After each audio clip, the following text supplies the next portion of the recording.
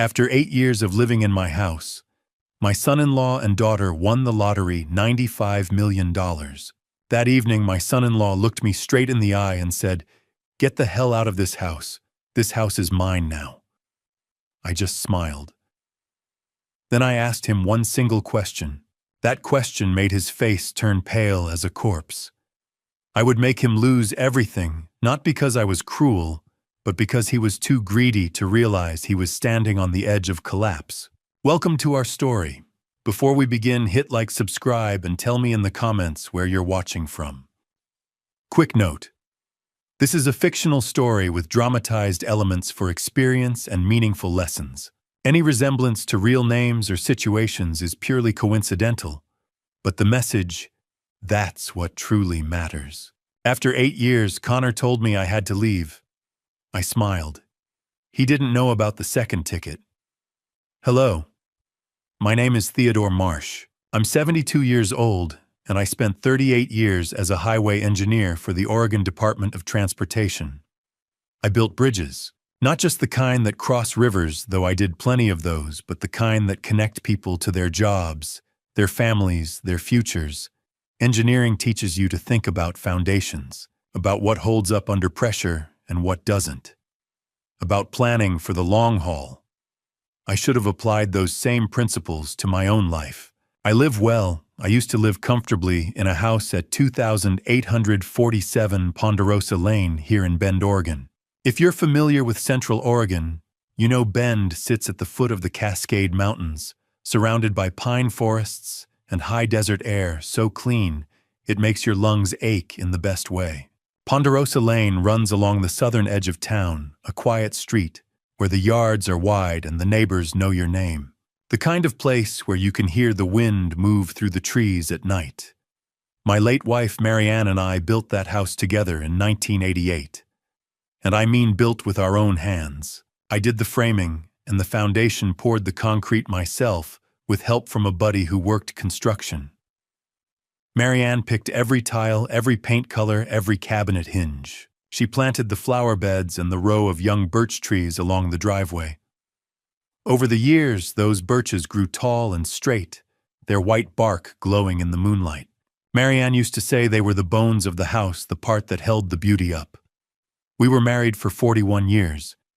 She passed away in the spring of 2016. Pancreatic cancer. It happened fast, too fast. One day she was complaining about back pain, and 6 weeks later she was gone. I still remember the exact moment the doctor told us there was nothing more they could do. Marianne squeezed my hand and said, "Well, Theodore, I guess we'll just have to make the best of the time we have." That was her way. Steady, practical, kind. After she was gone, the house felt too big, too quiet. I kept her side of the bed, made her slippers by the nightstand. I'd walk past the kitchen and expect to smell coffee, but there was only silence. Friends told me it would get easier. It didn't. It just got different. That fall-autumn of 2016, my daughter Claire called. She was 30 at the time, married to a man named Connor Blake. They'd been together since college, married for about 2 years. Claire had always been my little girl, the one who'd sit on my lap while I sketched out bridge designs on graph paper, asking 1,000 questions. She was smart, curious, full of life. But somewhere along the way, after she married Connor, she changed. She called less, visited less. When she did come by, Connor always had some reason to cut the visit short.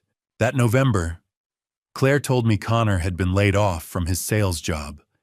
They were struggling to make rent in Portland. She sounded exhausted, scared. So I did what any father would do. I told them to come home, to move in with me until they got back on their feet. "Just for a few months, Dad," Claire said, "until Connor finds something new." I believed her. They moved in just before Thanksgiving. At first it felt good to have people in the house again. Claire cooked dinners, and Connor helped me replace some rotted boards on the back porch. We'd sit around the table after dinner, talking about nothing in particular, weather, sports plans for the holidays. It felt like family. But then the months turned into a year. Connor didn't find work. Or maybe he stopped looking, I couldn't tell. He spent more and more time on the couch, scrolling through his phone, making phone calls behind closed doors. Claire started working double shifts at a medical office in town, coming home exhausted, too tired to talk. And slowly, so slowly, I didn't notice it happening, my house stopped feeling like mine. Connor began making little comments. "You really should update this kitchen, Theodore. These cabinets are from the 80s. Oh, or, you know, we could turn your workshop into a real guest room if we cleaned it out." At first I thought he was just trying to help. Then I realized he was measuring, planning, taking inventory. Year 2 became year 3, then 4, then 5. I kept thinking they'd leave once they saved enough, once Connor got a good lead on a job. But it never happened. Instead, I was the one who started feeling like a guest. Connor would rearrange the furniture without asking. He'd invite his friends over, and I'd retreat to my bedroom. Claire stopped meeting my eyes. When I'd try to talk to her alone, Connor would appear in the doorway listening. That was 8 years ago.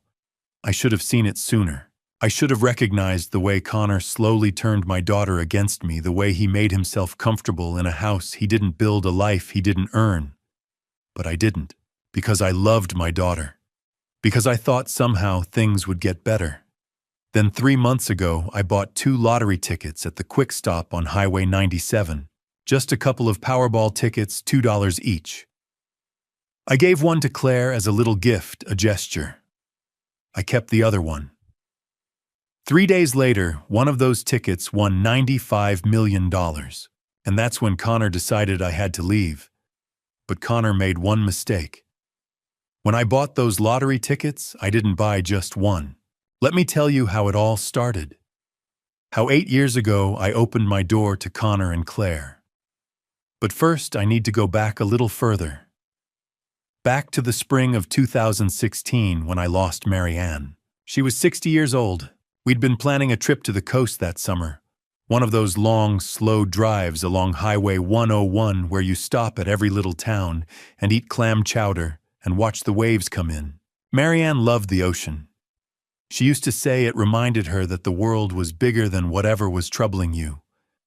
We never made that trip. The cancer moved fast. By the time the doctors caught it, there wasn't much they could do except make her comfortable. I stayed with her every day in that hospital room, holding her hand, talking about nothing and everything.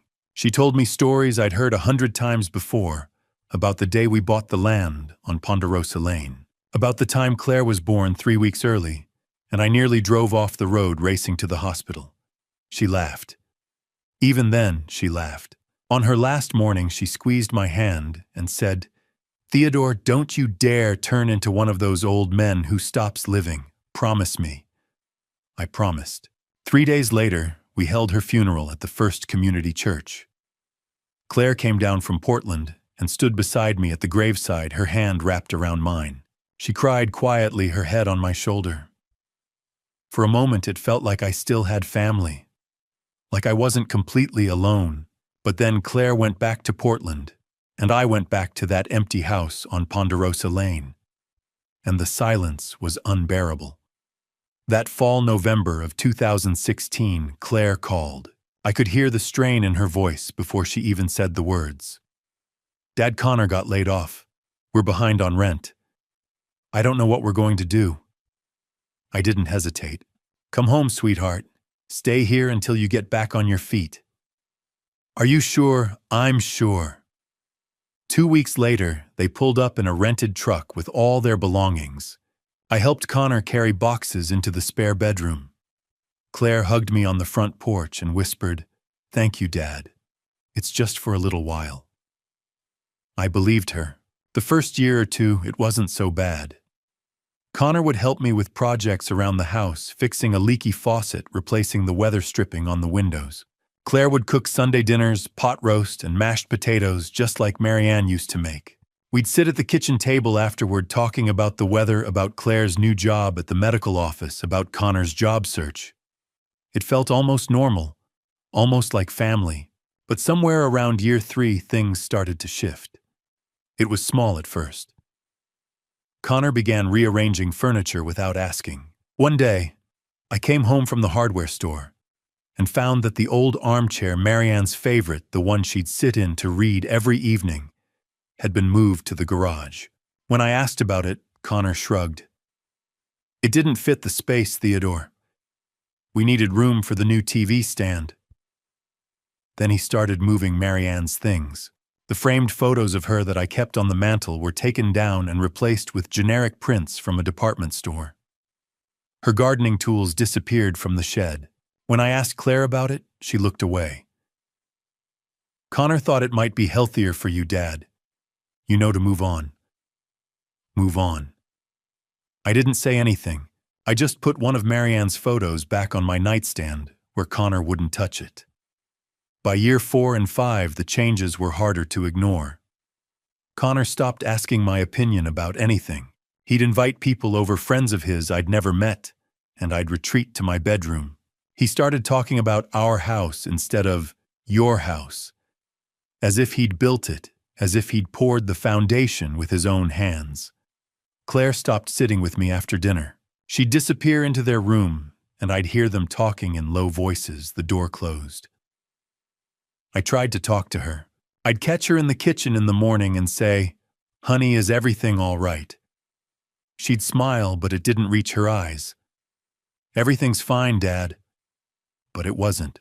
By year 6, 7, 8, 2021, 2022, 2023, into 2024, I felt like a stranger in my own home. Connor would walk past me in the hallway without a word.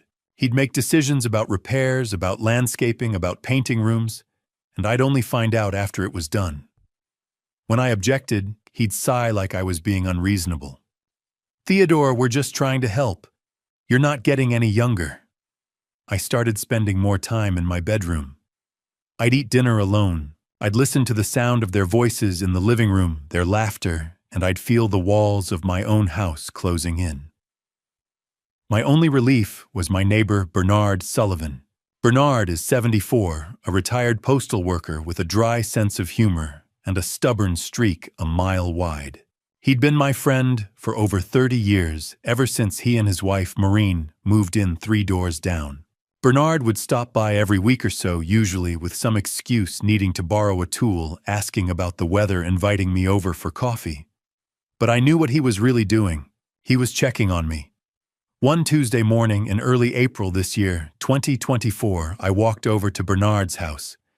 He was in his garage tinkering with an old lawnmower. He looked up and grinned.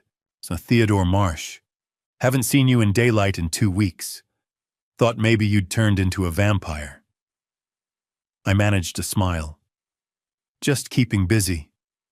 "Busy hiding in your room, you mean?" I didn't argue. Bernard wiped his hands on a rag and looked at me seriously.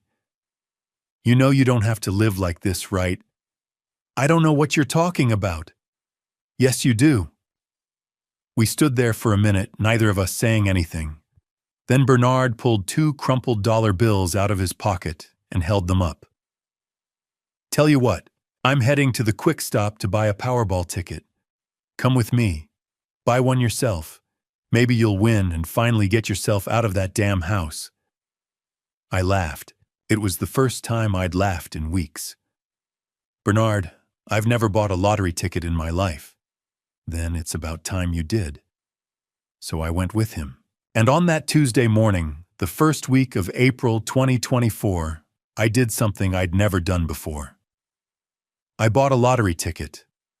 Not because I needed the money, but because Bernard dared me to, and because for just a moment I wanted to believe that something, anything, could change. Those lottery tickets cost me $4, $2 each. The day I bought them was a Wednesday, April 3rd, 2024. I'd gone over to Bernard and Maureen Sullivan's house that afternoon, same as I did most weeks. Bernard and I had a standing chess match, and Maureen always put on a pot of coffee and sat with us at the kitchen table, reading her book and occasionally making sarcastic comments about Bernard's terrible chess strategy. You're getting predictable in your old age, Theodore, Bernard said, moving his knight. I've seen that opening 3 times this month. And yet you still haven't beaten me, I replied. Maureen glanced up from her book and smiled. She's 71, sharp as a tack. With silver hair she wears short and a laugh that fills a room. You two have been playing the same game for 30 years, she said. Honestly, I don't know how either of you stays awake. We played in comfortable silence for a while. Then Bernard leaned back in his chair and said, You see the Powerball jackpots up to 95 million. I didn't look up from the board. I don't play the lottery, Bernard. I know, but maybe you should. You could use a little excitement in your life. I moved my bishop. Checkmate in 3 moves. Bernard groaned. Damn it, Theodore. Maureen closed her book. Bernard, leave the man alone. If he doesn't want to throw his money away. It's $2. Bernard interrupted. $2 for a little bit of hope. Come on, Theodore. Live a little. I'm heading to the quick stop after this. Come with me. I dare you. I looked at him. He had that stubborn glint in his eye, the one that meant he wasn't going to let it go. And honestly, after 8 years of feeling invisible in my own house, maybe I did need a little excitement, even if it was just a stupid lottery ticket. Fine, I said. I'll buy one. Bernard grinned. That's the spirit. An hour later, we pulled into the quick stop on Highway 97 in Bernard's old pickup. The place is a small rundown gas station with peeling paint and a buzzing neon sign that says, Open 24 hours. Dave Wilson, the owner, was behind the counter. Dave's 55, balding, with a thick mustache and a flannel shirt he seems to wear year-round. He looked up when we walked in and raised an eyebrow. Bernard Sullivan and Theodore Marsh, together, in the middle of the afternoon. This can't be good. We're here to make you rich, Dave, Bernard said, slapping $2 bills on the counter. 1 Powerball ticket. Dave rang it up and handed Bernard the ticket. Then Bernard turned to me. Your turn. I hesitated. It felt ridiculous standing there in a gas station at 72 years old, buying a lottery ticket for the first time in my life. But I pulled out my wallet and set my debit card on the counter. Actually, Dave, give me 2 tickets. Dave blinked. 2. He printed them out, ran my card, and handed me the tickets along with the receipt. I folded the receipt carefully and slipped it into my wallet. Then I looked at the 2 tickets in my hand. They were identical, just strings of numbers. Meaningless. I shoved them in my pocket and followed Bernard back to the truck. 2 tickets, Bernard said, starting the engine. Look at you, Theodore. High roller. Don't start. That evening I went home. The house was quiet as usual. Connor was in the living room watching something on his laptop. Claire was in the kitchen cooking dinner. It was rare for her to cook anymore. Most nights she worked late or ate in her room, but tonight she was at the stove stirring something in a pot. And for a moment, it reminded me of the old days when Marianne would stand in that exact spot humming to herself. Hey, Dad, Claire said, not looking up. Dinner's almost ready. I pulled the 2 lottery tickets out of my pocket and looked at them. On impulse, I walked over to Claire and held one out. Hey, I picked up a couple of lottery tickets today. Silly, I know. But here, you can have one. Claire turned, surprised. She wiped her hands on a towel and took the ticket. For the first time in months, she smiled a real smile, small but genuine. Thanks, Dad. Who knows, maybe we'll get lucky. Maybe, I said. Connor appeared in the doorway, his arms crossed. He looked at the ticket in Claire's hand and snorted. You bought lottery tickets? Seriously, Theodore. What you trying to win back your dignity? He walked over, plucked the ticket out of Claire's fingers, and held it up to the light, like he was examining a counterfeit bill. Powerball. 95 million. Yeah, good luck with that. Claire didn't say anything. She just turned back to the stove. I went to my bedroom, pulled the other ticket out of my pocket, and slipped it into the top drawer of my nightstand, next to Marianne's reading glasses. Then I forgot about it. 3 days later, Saturday, April 6th, I was out in my workshop sanding down a piece of cedar I'd been shaping into a small box. I liked working with my hands. It kept me sane. I was focused on the grain of the wood when I heard a scream from inside the house. Not a scream of fear, a scream of shock, of joy. I dropped the sandpaper and walked quickly toward the back door. When I stepped inside, Claire was standing in the middle of the kitchen, trembling, her phone in one hand and the lottery ticket in the other. "We won," she whispered. "We won. $95 million.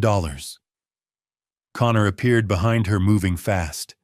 He snatched the ticket from her hand and ran to the laptop on the counter, pulling up the Powerball website. His eyes scanned the numbers. Once.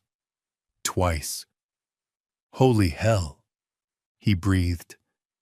"We actually won." I stood in the doorway watching them.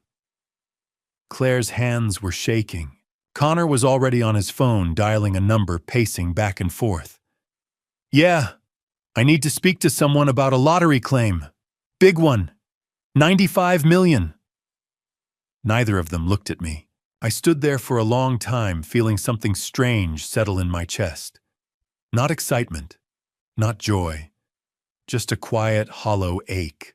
Because in that moment, I realized something I should have seen years ago. I didn't exist to them anymore. I was just a ghost in my own house.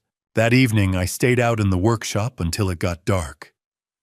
When I finally walked back inside, Connor was waiting for me at the kitchen table. Connor was waiting when I walked in. His posture had changed, no longer the polite tolerance he'd worn for 8 years, but something harder. He sat at the kitchen table, arms folded. Claire stood by the sink, her back to me.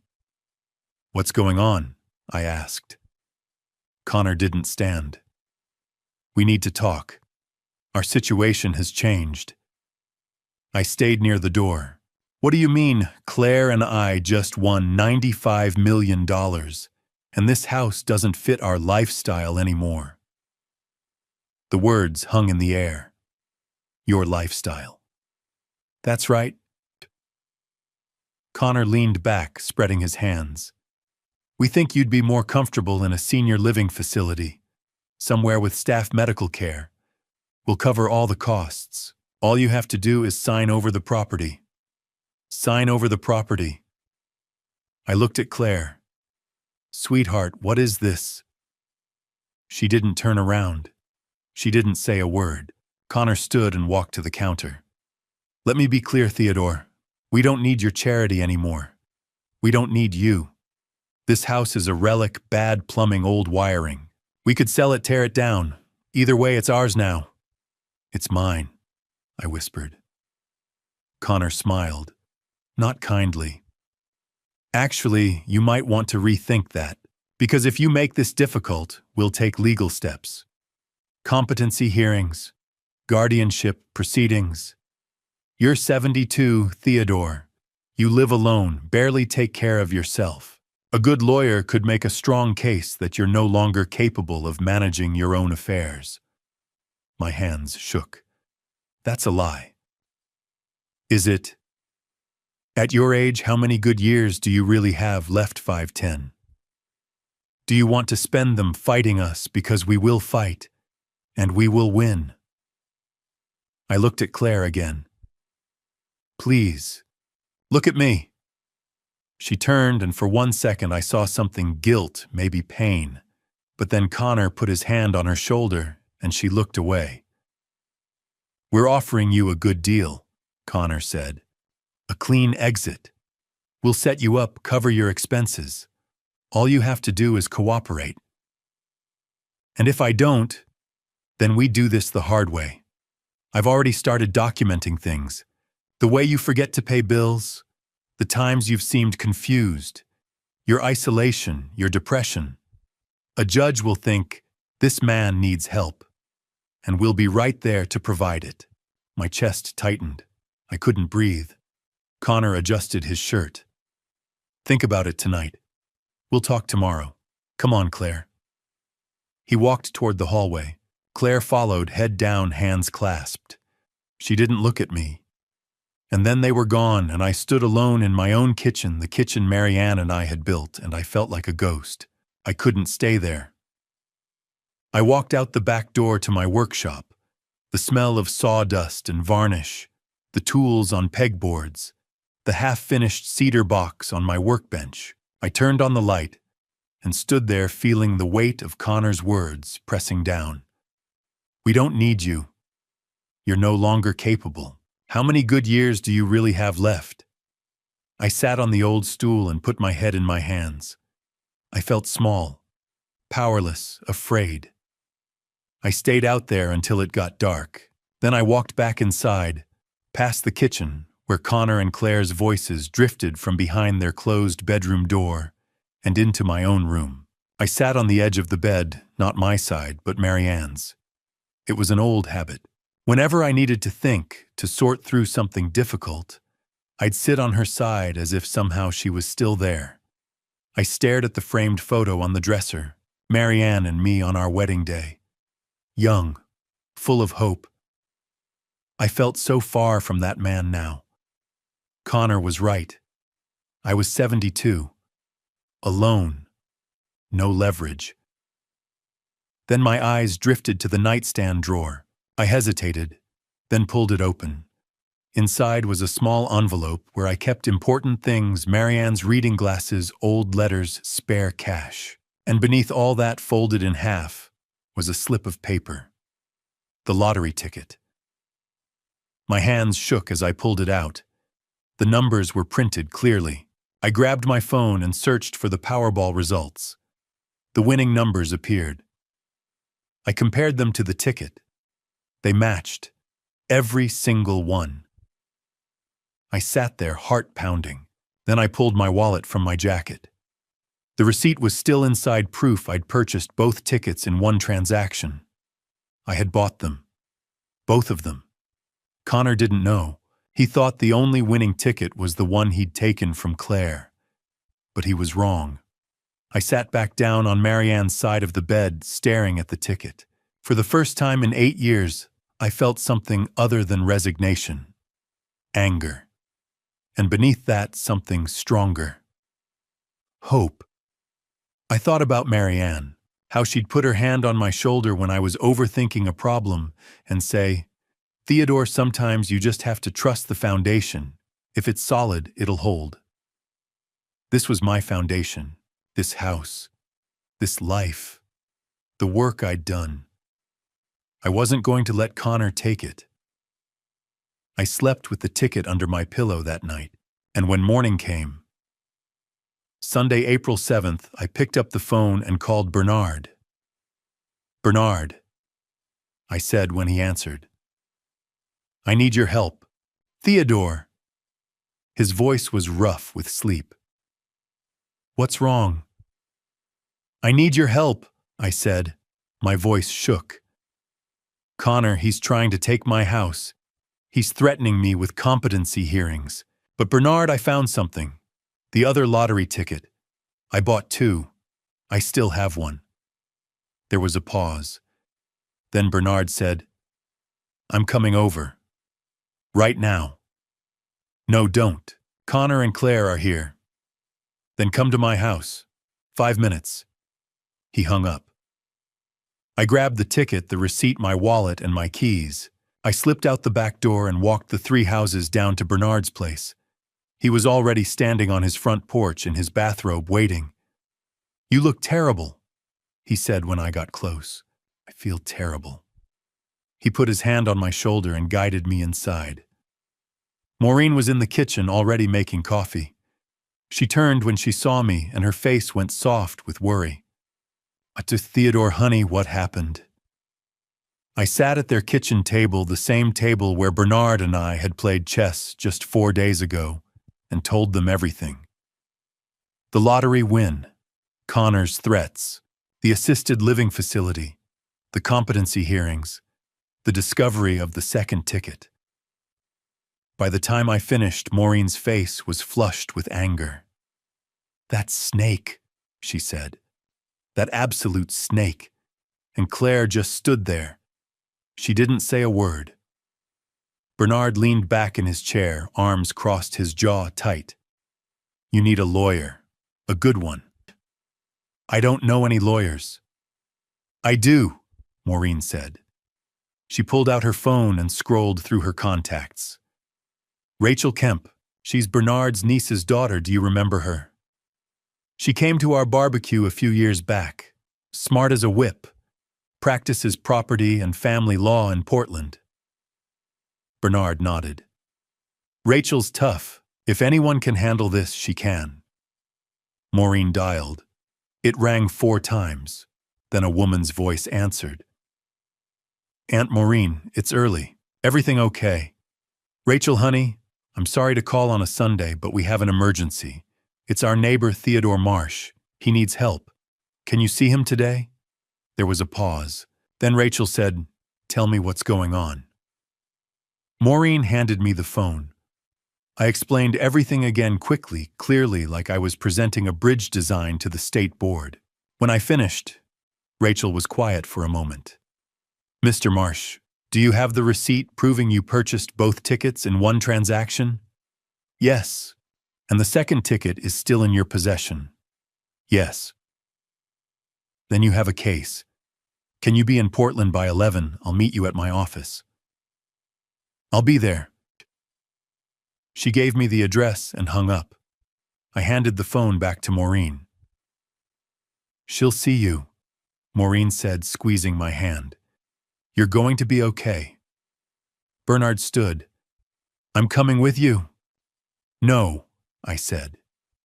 "Thank you, but I need to do this myself." Bernard studied me for a long moment, then nodded. "All right. But you call me the second you're done." "Understand, I will." I left their house and walked back to mine. Connor's car was still in the driveway, the windows dark. I got into my truck, started the engine, and headed west toward Portland. The drive took 3 hours. Highway 97 south to Bend, then west on Route 20 through the Cascade Mountains. The road wound through pine forests and high desert scrub, past snow-capped peaks and wide-open sky. I'd driven this route 100 times when I worked for the DOT. I knew every curve, every grade, every place where ice would form in winter. I thought about Marianne, about the day we'd driven this same road to pick out tile for the kitchen. She'd fallen asleep in the passenger seat, her head against the window, and I'd driven in silence, just watching her breathe. I thought about Claire, about the little girl who used to sit on my lap while I sketched bridge designs, about the way she'd laugh when I'd let her help me with measurements, holding the end of the tape measure, like it was the most important job in the world. I thought about Connor, about the way he'd looked at me last night, cold and calculating, like I was a problem to be solved. And I thought about what I'd spent my whole career doing, building things that held up under pressure. Bridges, roads, foundations. Everything I'd ever built had one thing in common: a solid base. If the foundation was strong, the structure would stand. This house was my foundation, this life, and I wasn't going to let it crumble. I reached Portland just before 11. Rachel's office was downtown in a brick building near the river. I parked on the street and took the elevator to the 3rd floor. Rachel was waiting in the lobby. She was 42 tall and sharp-eyed, with dark hair pulled back in a ponytail. She shook my hand firmly. "Mr. Marsh, come on back." Her office was small, but professional law books on the shelves, framed diplomas on the wall. She gestured to a chair and sat across from me, a legal pad in front of her. "Tell me everything," she said. So I did. I told her about the tickets, the receipt, Connor's threats, the competency hearings, the assisted living facility. I showed her the ticket and the receipt. She examined both carefully, took photos, made notes. When I finished, she leaned back and looked at me. Here's the situation. Under Oregon law, the person who purchased the ticket owns the ticket, unless there's a signed agreement transferring ownership. You bought both tickets in one transaction. You have the receipt. You gave one ticket to your daughter as a gift. There was no contract, no sale, no transfer of ownership. The ticket your son-in-law is trying to claim legally belongs to you. Relief washed over me. So I have a case. You have a strong case, but we need to act fast. We're going to file a notice of dispute with the Oregon Lottery Commission today. Right now. Today. Today. If we wait, Connor could try to claim the prize and make this messier. We need to get ahead of it. She pulled out her laptop and started typing. For the next 2 hours, we worked together, drafting the notice, signing affidavits, gathering evidence. At 2:47 that afternoon, Rachel hit send on the electronic filing. Done, she said. The commission has been notified.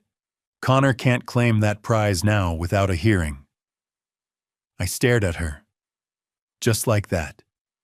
Just like that. She closed her laptop and looked at me seriously. Mr. Marsh, when they find out about this, they're going to be angry. Are you safe at home? I'll be careful. If anything happens, anything at all, you call the police, and you call me. Understand? I understand. I shook her hand and left. The drive home felt different. The mountains were the same, the road was the same, but I wasn't. I didn't feel defeated anymore. I felt armed. I reached Bend just after 7. The sun was setting, painting the sky orange and pink. I pulled onto Ponderosa Lane and saw the lights on in my house. Connor's car was in the driveway. I parked and walked to the front door. Before I could open it, Connor appeared in the hallway, his phone in his hand, his face red. "What the hell did you do?" he said. I'd seen Connor angry before. But this was different. This wasn't the cold, calculating anger of last night. This was the rage of a man who'd already started spending money that wasn't his. Connor's voice filled the house before I could even close the door. "Our lawyer got the notice. You want to explain this?" He was standing in the hallway, blocking my path, his phone still in his hand. His face was flushed, his jaw tight. I could see the vein in his temple pulsing. I set my keys on the table by the door and met his eyes. "I don't owe you an explanation." "You filed a dispute claim," Connor said, his voice rising. "You're trying to steal our money." "I'm not stealing anything," I said calmly. "I bought both tickets. I have the receipt." "You gave one to Claire. You can't take back a gift." "I gave Claire a ticket. Not the winning ticket. That ticket is mine." Connor stepped closer. "You think a judge is going to believe that? You think anyone's going to believe you just happened to keep the winning ticket for yourself?" I walked past him into the living room. My legs felt steady. My hands didn't shake. I sat down in Marianne's old armchair, the one Connor had moved to the garage years ago, the one I'd quietly brought back into the house last month. I sat in it now, claiming my space. Connor followed me, standing over me, arms crossed. The power posture of a man used to getting his way. "Here's what's going to happen, Theodore," he said. "You're going to withdraw that claim, today. Because if you don't, we're going to make your life a living hell." I looked up at him. "Is that a threat?" "It's a fact. We have resources now, real money. We can drag this out for years.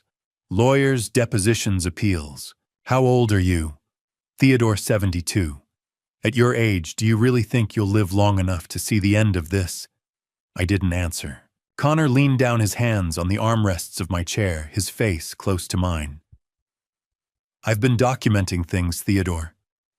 Concerning behaviors, memory lapses, the time you left the stove on, the bills you forgot to pay, the way you wander around talking to yourself. My chest tightened. I've never left the stove on. Connor smiled. Are you sure? Because I have notes that say otherwise. Dates, times, witnesses. That's a lie. Is it, or is it just the failing memory of an elderly man who can't take care of himself anymore? Connor straightened, putting his hands in his pockets. We can prove you're not competent, Theodore. We can prove you need a guardian. And when we do, every decision you make, including this lawsuit, goes away. I heard a sound at the doorway. Claire was standing there, her arms wrapped around herself, her face pale. Connor, she said quietly. Stay out of this. Connor snapped, not even looking at her. Claire flinched, but she didn't leave. She just stood there watching, her eyes moving between Connor and me.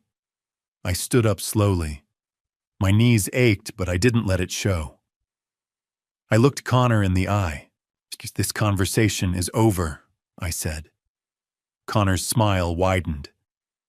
You're going to lose everything, Theodore. The money, your daughter, your dignity, all of it. I walked toward the door. As I passed Claire, I paused. She looked at me, and for just a moment I saw the little girl she used to be, the one who'd held my hand at Marianne's funeral. Then I kept walking. You can't win this, Connor called after me. I stopped at the threshold of the hallway and turned back. My dignity is mine, Connor. You can't take that. I went to my bedroom and closed the door. For a long time I sat on the edge of the bed, listening. I could hear Connor and Claire talking in low voices. Then the voices got louder. Claire was saying something I couldn't make out the words, and Connor cut her off, his tone sharp. Then I heard Claire crying. Connor's voice rose. He did this. Not us. He's the one tearing this family apart. I closed my eyes. At 9 o'clock, my phone buzzed. A text from Rachel. Are you okay? I typed back. Yes. He threatened me. Competency hearings, guardianship. Her reply came immediately. Document everything. Write it down. Dates, times, exact words. I pulled out an old notebook from my desk drawer, one I'd used years ago for project notes, and started writing. Sunday, April 7th, 2024. 7:15 p.m.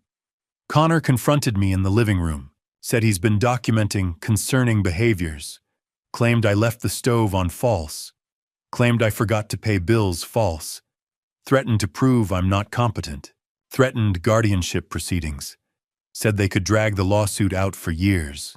Claire was present, but said nothing.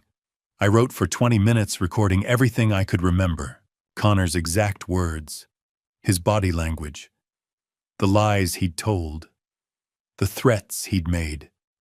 When I finished, I stared at the page, and slowly a realization settled over me. Connor hadn't just started documenting things after the lottery win. He'd been planning this for a long time. Maybe months, maybe years. The notes he'd mentioned, the witnesses, those weren't real. But the fact that he'd thought to threaten me with them meant he'd been preparing. He'd been waiting for an opportunity to take control. The lottery win had just accelerated his timeline. I set the notebook on the nightstand and lay down. But I didn't sleep well. Every sound in the house made me tense. Every creak of the floorboards felt like a threat. When morning came, Monday, April 8th, I got up at dawn and made coffee. I sat at the kitchen table, the notebook in front of me, and waited. At 9 o'clock, my phone rang. The voice on the other end would change everything. The woman introduced herself as Janet Pierce from Columbia Bank. Mr. Marsh, I'm the assistant branch manager. I'm calling about a power of attorney filing. we received yesterday afternoon, bearing your name with Connor Blake, listed as your designated representative. I stood in the kitchen, the phone pressed to my ear, the floor tilting beneath me. I never filed a power of attorney. There was a pause. That's what we suspected. The signature didn't match the one we have on file for you. We rejected the application and flagged the account. Mr. Marsh, someone attempted to forge your signature. My hand tightened on the phone. Who submitted it?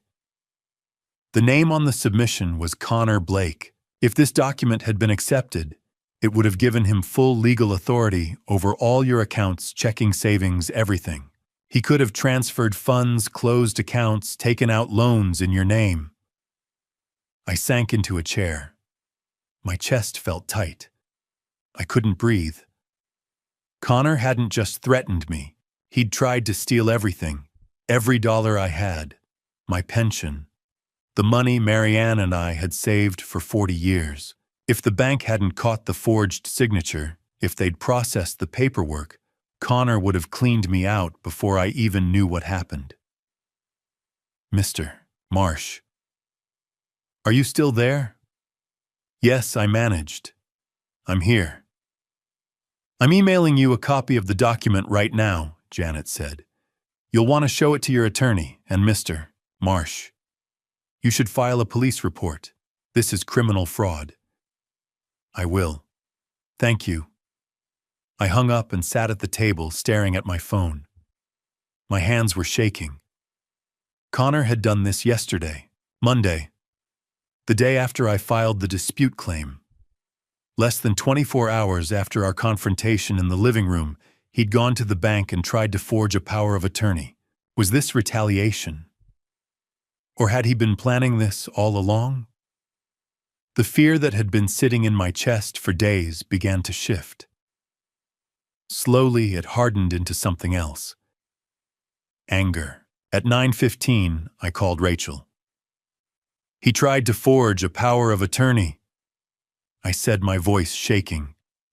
The bank caught it. They rejected it. But he tried. Rachel was silent for a moment. Then she said, "That's criminal fraud. Forgery. This changes everything, Mr. Marsh." What do I do? Call the bank back. Get that document. Email it to me immediately. Then go to the Bend Police Department and file a report. Today. Do not wait. Okay. This is good, Mr. Marsh.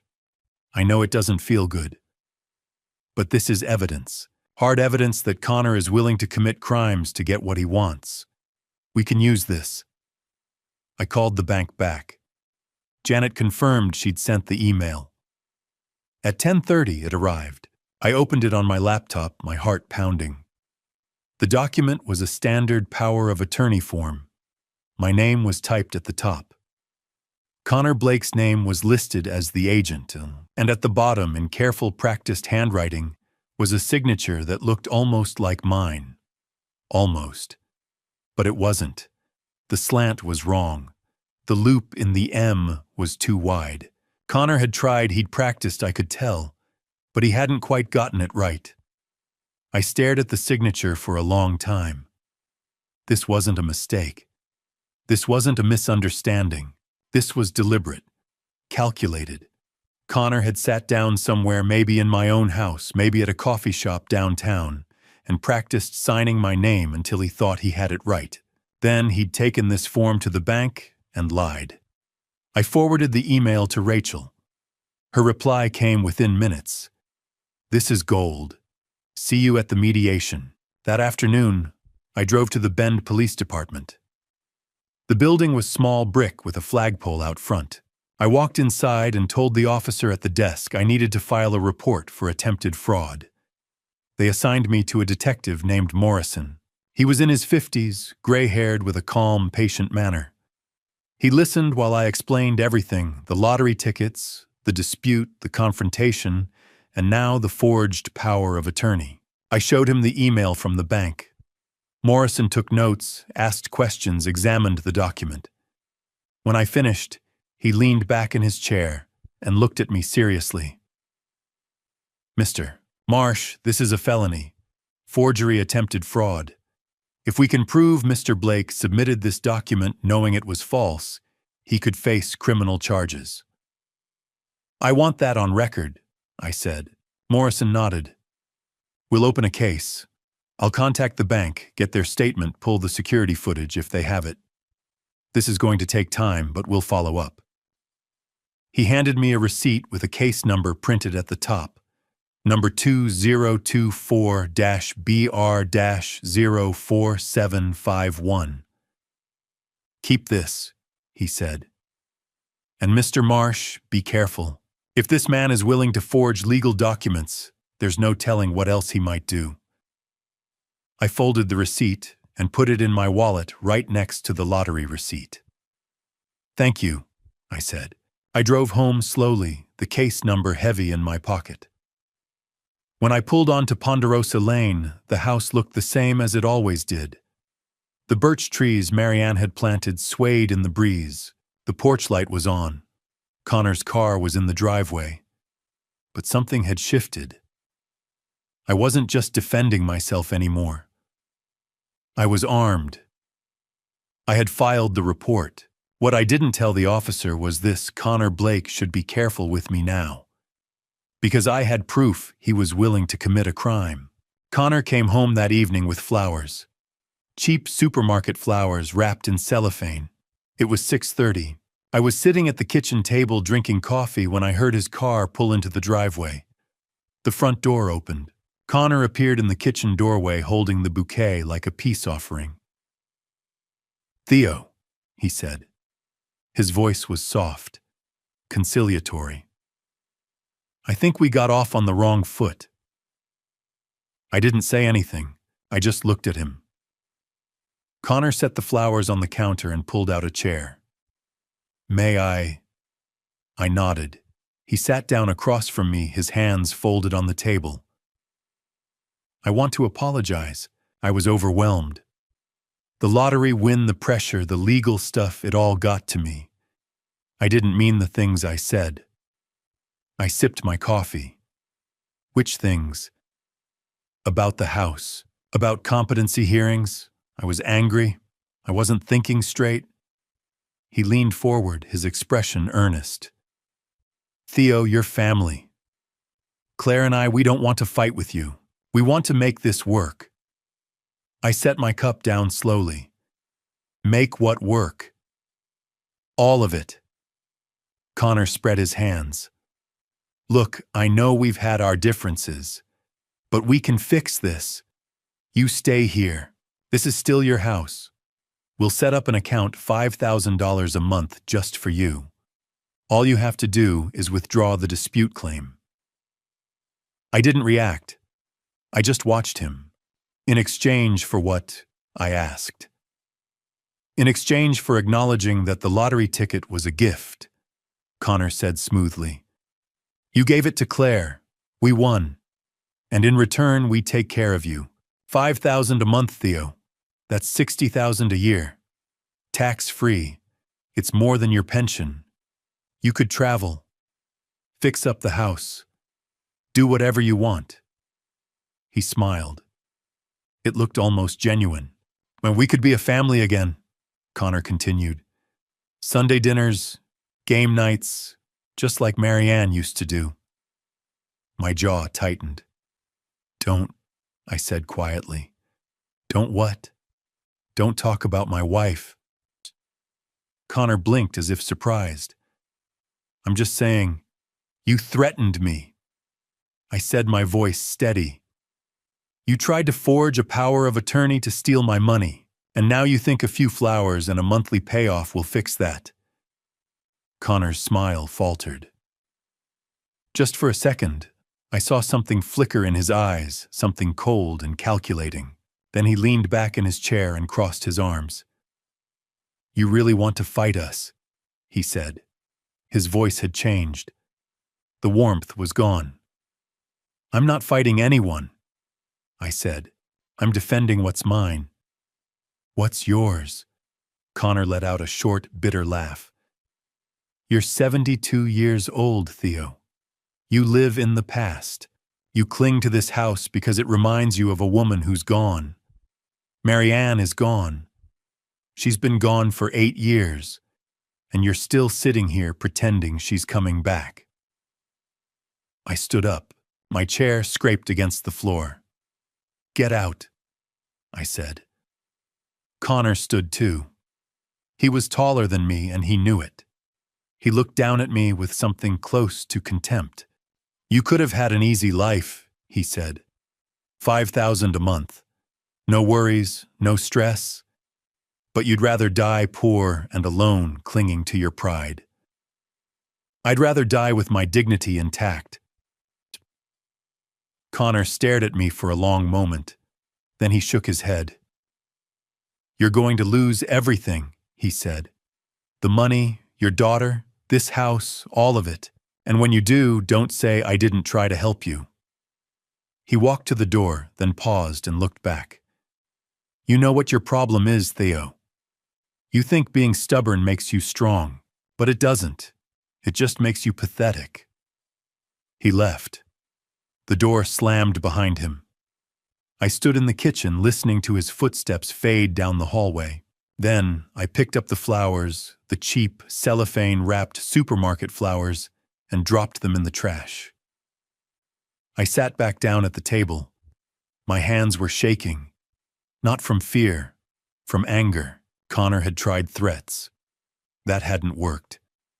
So he'd tried manipulation, bribery, emotional blackmail. And when that didn't work, he'd shown his true face again. The cold, cruel man who thought money could buy anything, who thought I was weak enough to be bought. But he was wrong. I thought about what he'd said, about Marianne, about me clinging to the past. Maybe he was right. Maybe I was clinging.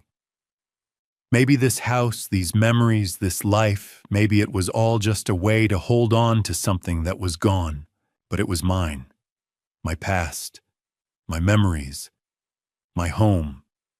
And I'd be damned if I let Connor Blake take it from me.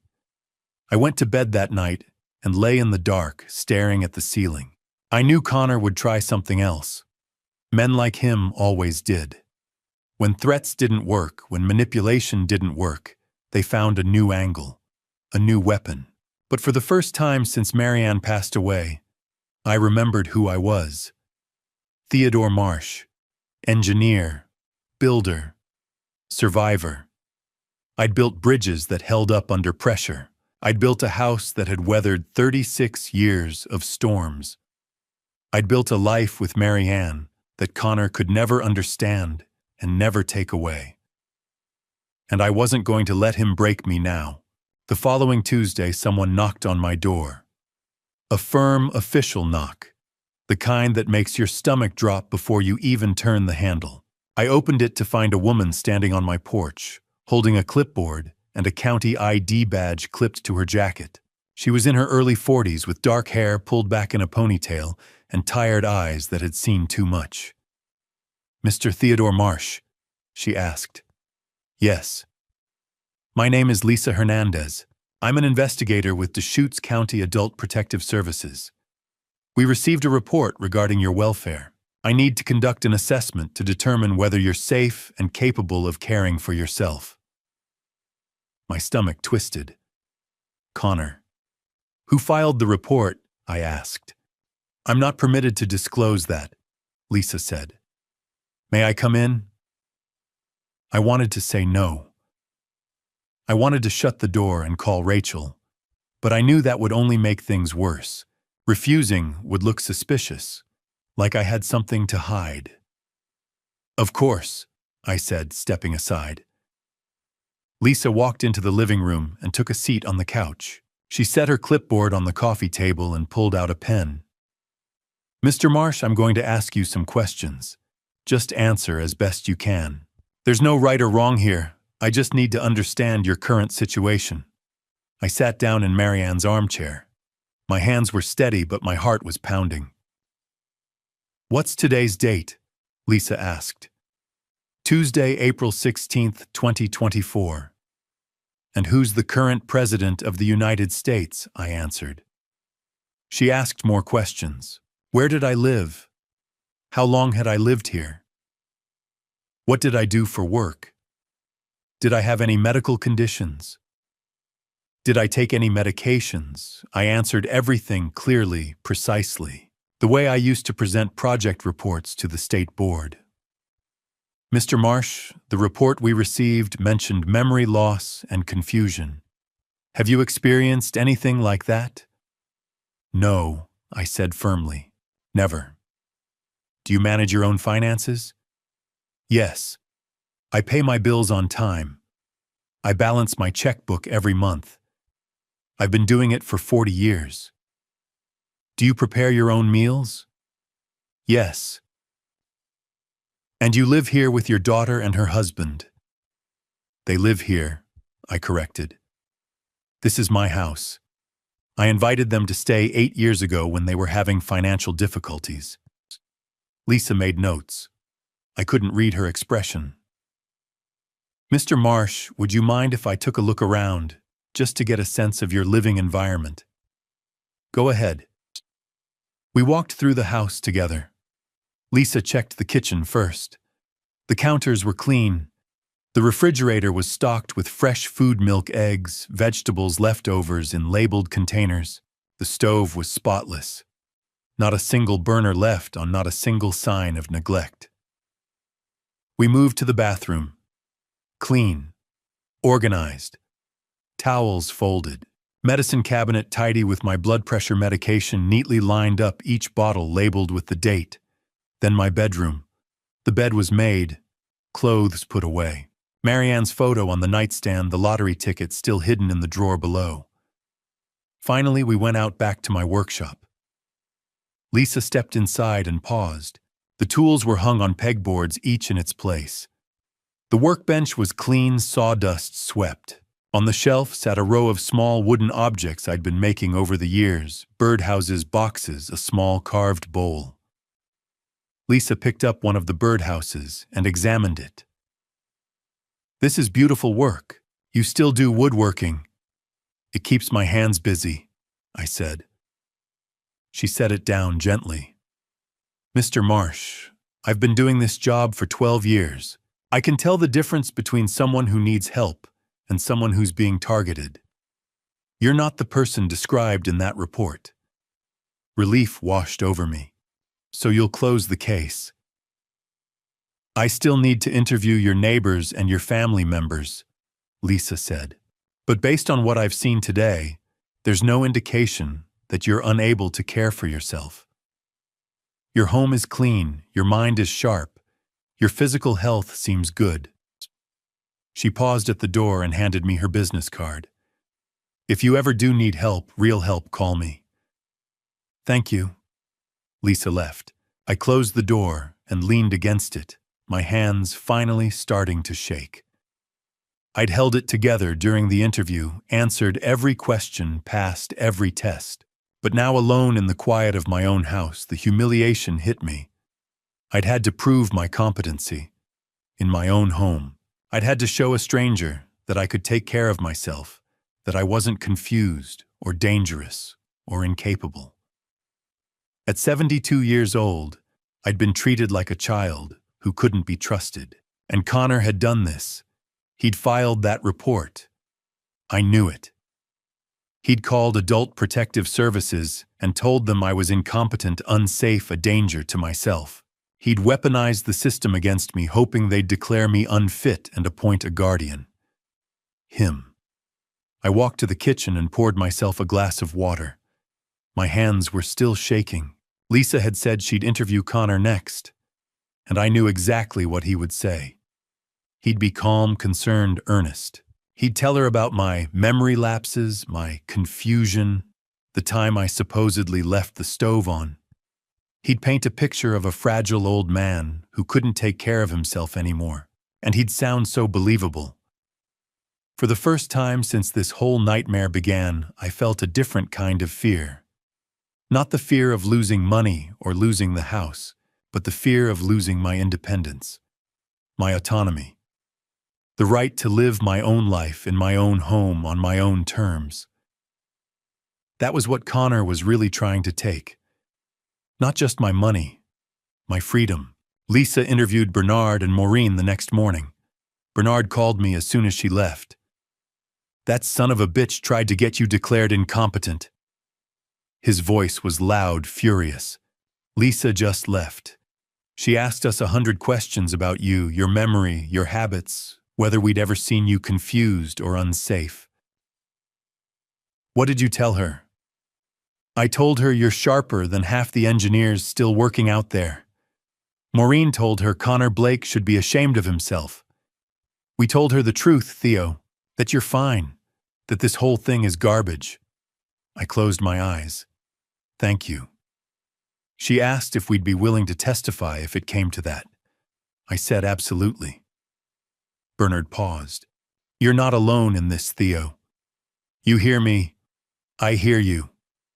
That afternoon, there was another knock on my door. This time, it was Pastor Joyce Morgan. Joyce was 67, recently retired from First Community Church, with silver hair and a calm, steady presence that had comforted our congregation for 30 years. She was also a close friend of Bernard and Maureen. Theodore, she said, giving me a hug. Maureen called me.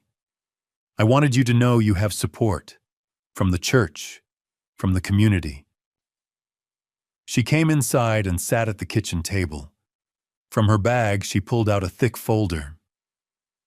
I've known you for 16 years, Joyce said. Ever since Marianne and I served together on the missions committee. You were a devoted husband, a loving father, a good neighbor. And when Marianne passed, you carried that grief with dignity. She opened the folder and spread out 10 handwritten letters on the table.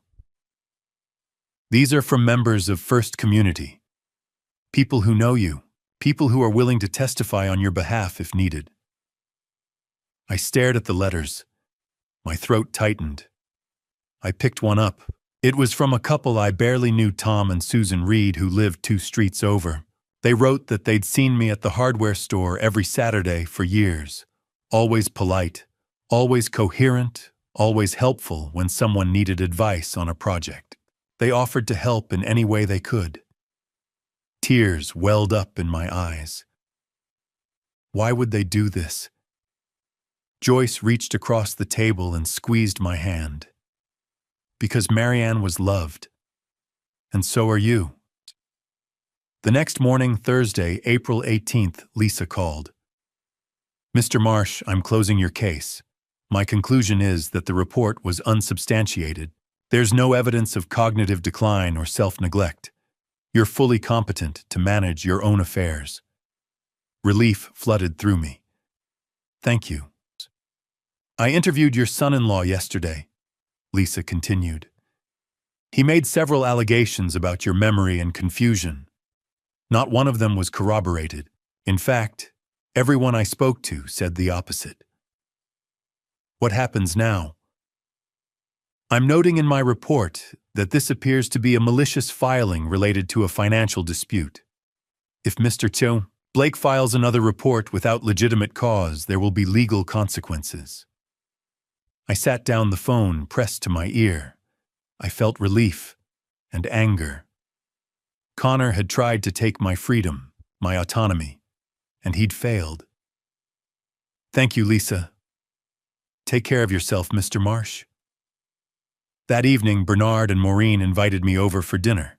But when I arrived, I found it wasn't just the 3 of us. Pastor Joyce was there. So were Jim and Carol Patterson, neighbors from down the street I'd known for years.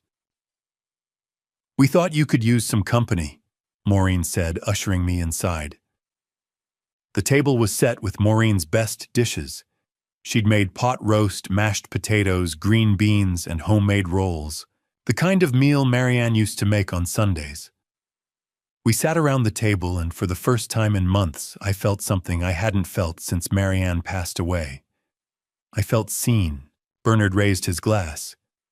To Theodore Marsh, a man who won't let some punk kid steal his house. Everyone laughed. We clinked glasses. We ate. We talked about everything and nothing, the weather, the Blazers, Joyce's new grandchild, Jim's retirement plans. No one brought up the lottery or Connor or the investigation. They just let me be a person, a friend, a neighbor. At one point, I looked around the table and felt my chest tighten with emotion. When Marianne passed away, I said quietly, I was lonely. When Claire and Connor moved in, I thought that would change. But I was still lonely, because they didn't see me. They looked through me. I paused, swallowing hard. But you see me.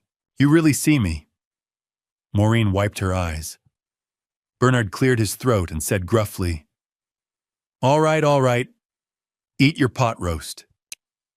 I stayed until late helping Maureen wash dishes while Bernard and Jim argued about baseball. When I finally walked home, the stars were out bright and sharp in the high desert sky. That night, I slept better than I had in months. The next morning, Friday, April 19th, I woke to an email from Rachel. Mediation has been scheduled. Thursday, May 2nd, 10 a.m. Oregon Lottery Commission Headquarters, Salem. Be ready. This is it. I read the email 3 times.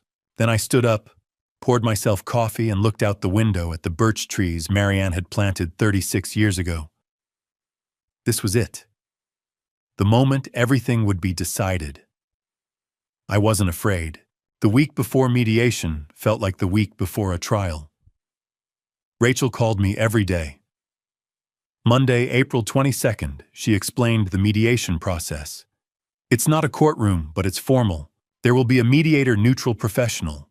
Connor's lawyer will present his case first. Then I'll present ours. They'll ask you questions. Answer honestly, clearly, and briefly. Don't ramble. Don't get emotional. Mr. Morton, that's Connor's lawyer. He's going to try to make you look bad. Old, bitter, greedy. Don't let him rattle you. I'll try. You'll do fine, Mr. Marsh. Just tell the truth. Tuesday we practiced. Rachel ran me through mock questions over the phone. Why did you give the ticket to Claire? Because she's my daughter. It was a small gift. I didn't think about winning. It was just worth $2. Did you tell her it was a gift? I said, here, you can have this. Did you expect her to give it back if it won?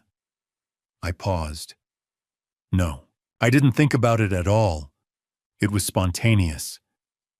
Good. That's the truth. Stick to that. Wednesday, we reviewed documents.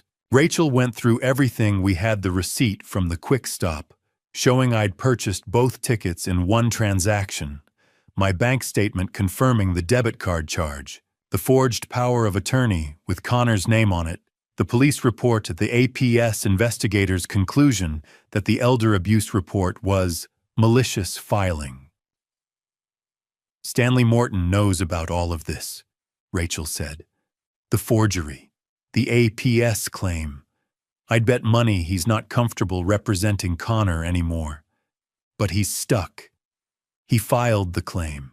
He has to see it through. That night I couldn't sleep.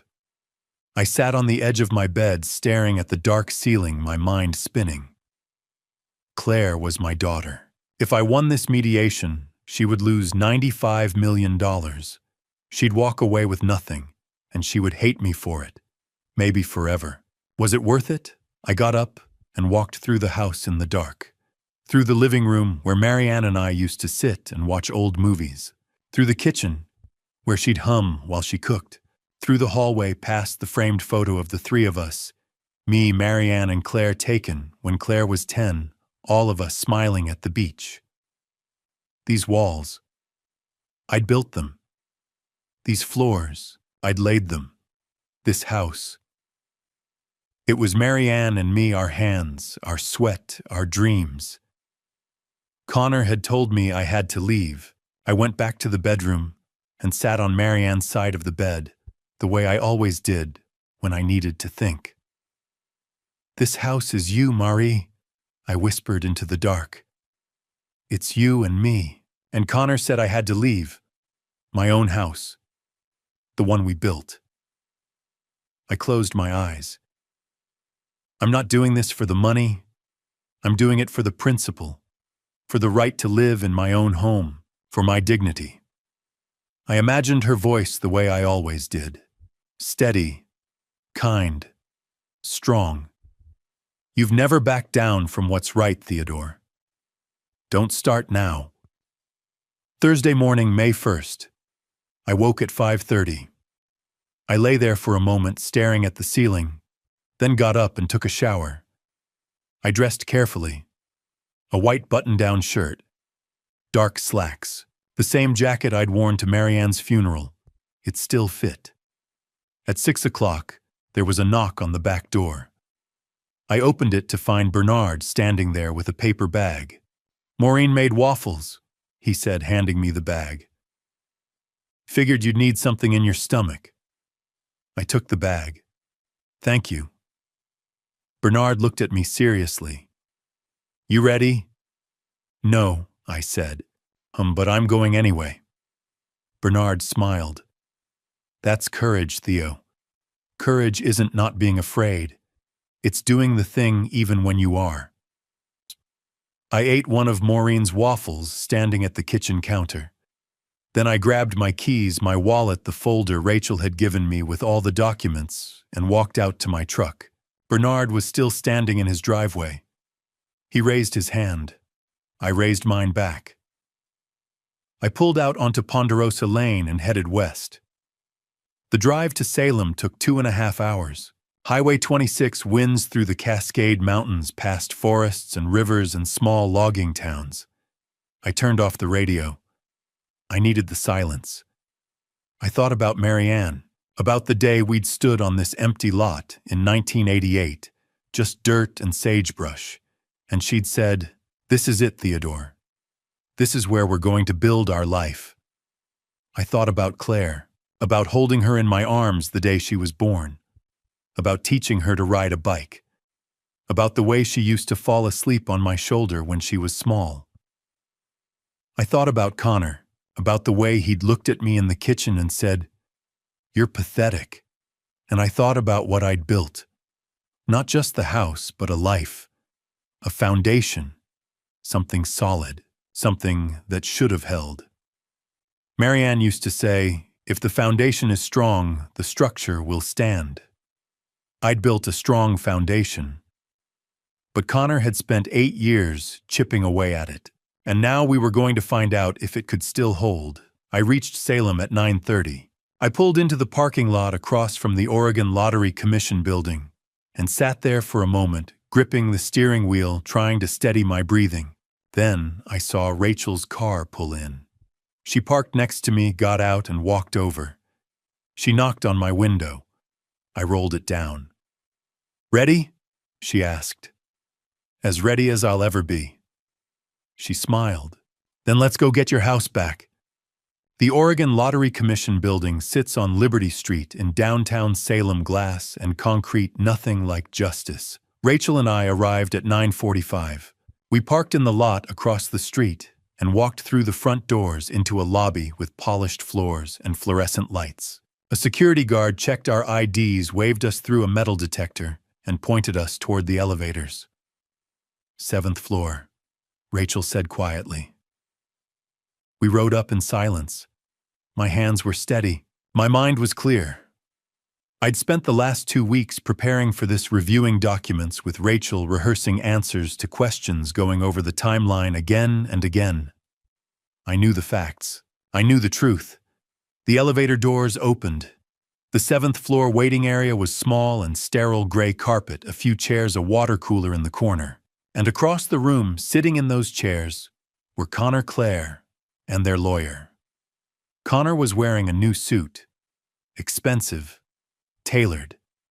Navy blue with a crisp white shirt. He sat with one leg crossed over the other, his arms stretched along the back of the chair next to him. The posture of a man who thought he'd already won.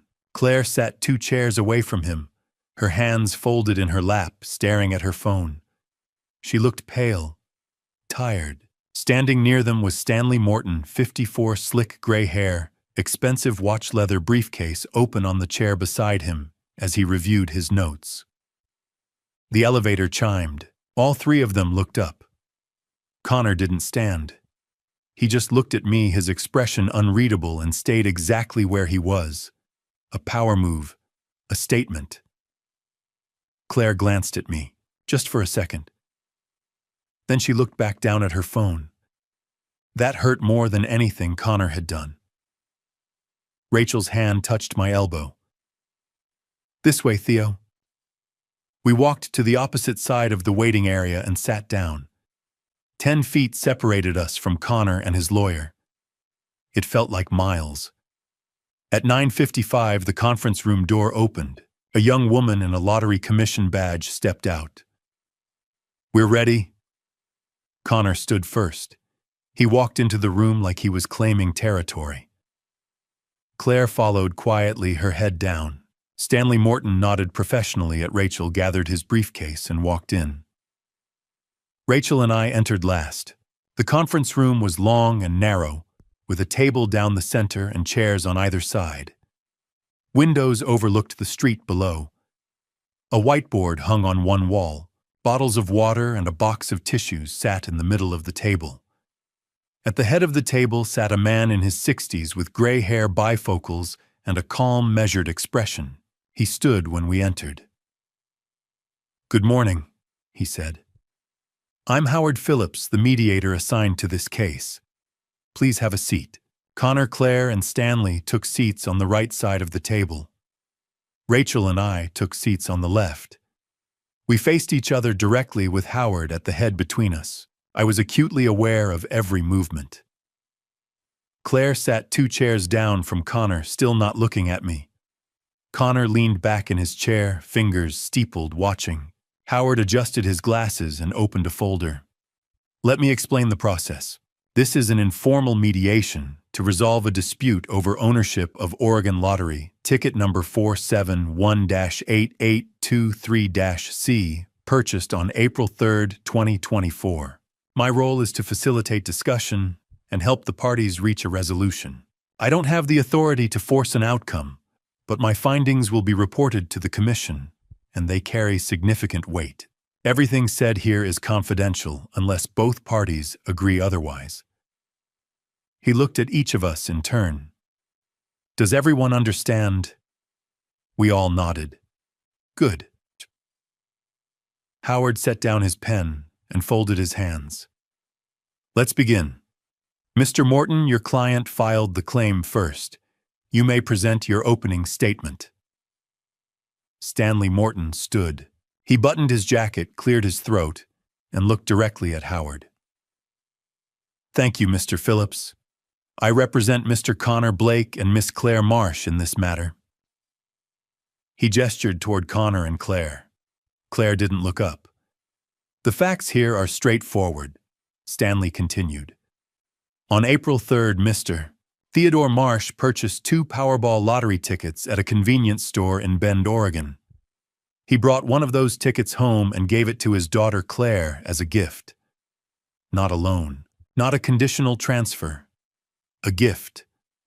There were no strings attached, no expectations of return. Under Oregon law, that is the legal definition of a gift. Stanley paused, letting the words settle. 3 weeks later, that ticket won $95 million. Ms. Marsh checked the numbers, confirmed the win, and informed her family.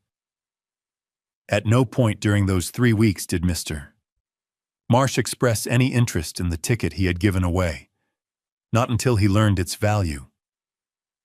Stanley's voice was smooth, confident. Oregon law recognizes informal gifts of personal property. A lottery ticket is personal property. When Mr. Marsh handed that ticket to his daughter and said, "Here, you can have this," he transferred ownership. The fact that he now regrets his generosity, the fact that he wishes he'd kept it for himself, does not negate the gift. He looked at Howard. We are asking the Commission to recognize Ms. Claire Marsh as the rightful owner of that ticket and to allow her to claim the prize. Stanley sat down. Connor gave a small, satisfied nod. Claire continued staring at the table, her hands clasped tightly in her lap. Howard made a note. Then he looked across the table at Rachel. "Ms. Kemp, your opening statement." Rachel stood up, and I knew this was the moment everything would be decided. I had practiced this story with Rachel dozens of times, but sitting across from Claire, every rehearsed word vanished. I could only speak the truth. Rachel stood, her posture calm but commanding. "Mr. Morton has described part of the truth," she began. "What he's left out are the facts that matter most." She reached into her briefcase and placed 2 documents on the table in front of Howard Phillips. "This," Rachel said, tapping the first page, "is the receipt from Quick Stop Highway 97, Bend, Oregon. Date April 3rd, 2024. Time 2:17 p.m. 2 Powerball tickets, paid by debit card, in the name of Theodore Marsh." She slid the second document forward. "This is Mr. Marsh's bank statement showing a $4 charge from Quick Stop on the same date and time." Howard leaned forward, examining both pages through his bifocals. Rachel continued, her voice steady. "Mr. Marsh bought both tickets. He paid for both tickets. Under Oregon law, he is the legal owner of both tickets." Stanley Morton shifted in his seat. Connor's jaw tightened. "Mr. Marsh gave 1 ticket to his daughter informally?" Rachel went on. "A $2 paper slip. At the time, it had no more value than a greeting card. But a lottery ticket worth $95 million is not a casual gift. It is a substantial asset, and Oregon lottery regulations require clear documentation in cases of ownership dispute. Mr. Marsh has that documentation. Mr. Blake does not." Howard looked at me. "Mr. Marsh, can you confirm that you purchased these tickets on April 3rd? "Yes, sir," I said. My voice was quieter than I'd hoped, but it was steady. "And you bought 2 tickets in one transaction?" "Yes, 2 tickets. $4 total." "Why 2? I glanced at Rachel. She nodded slightly. "Because my friend Bernard dared me to buy one," I said. "I thought if I'm buying one, I might as well buy 2. It was just $4. I didn't think about winning. I just did it." Howard made a note. "And you gave 1 ticket to your daughter?" "Yes." "Why?" I looked at Claire.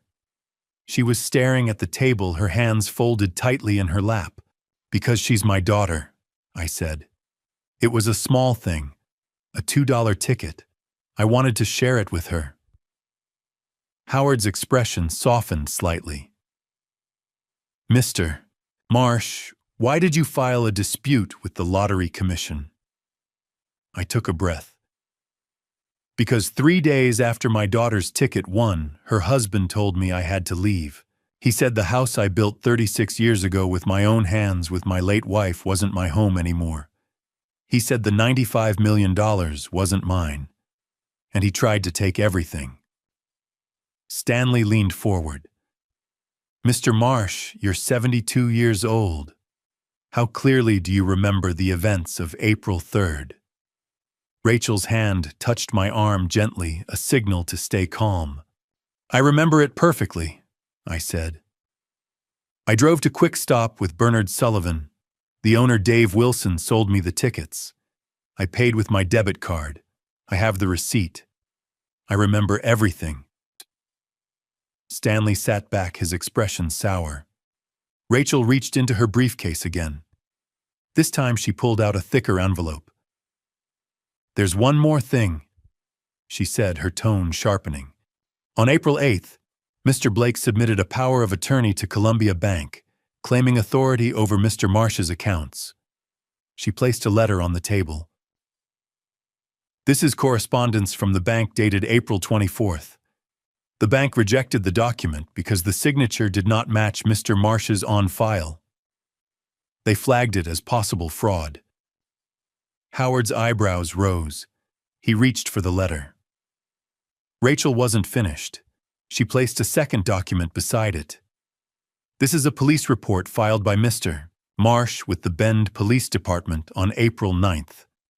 Case number 2024-BR-04751. The report documents an attempt to commit financial fraud through forgery. The room went silent. Howard looked at Connor. Mr. Blake, do you have a response to this? Connor's face had gone pale. That was a misunderstanding. A misunderstanding. Rachel cut in her voice hard.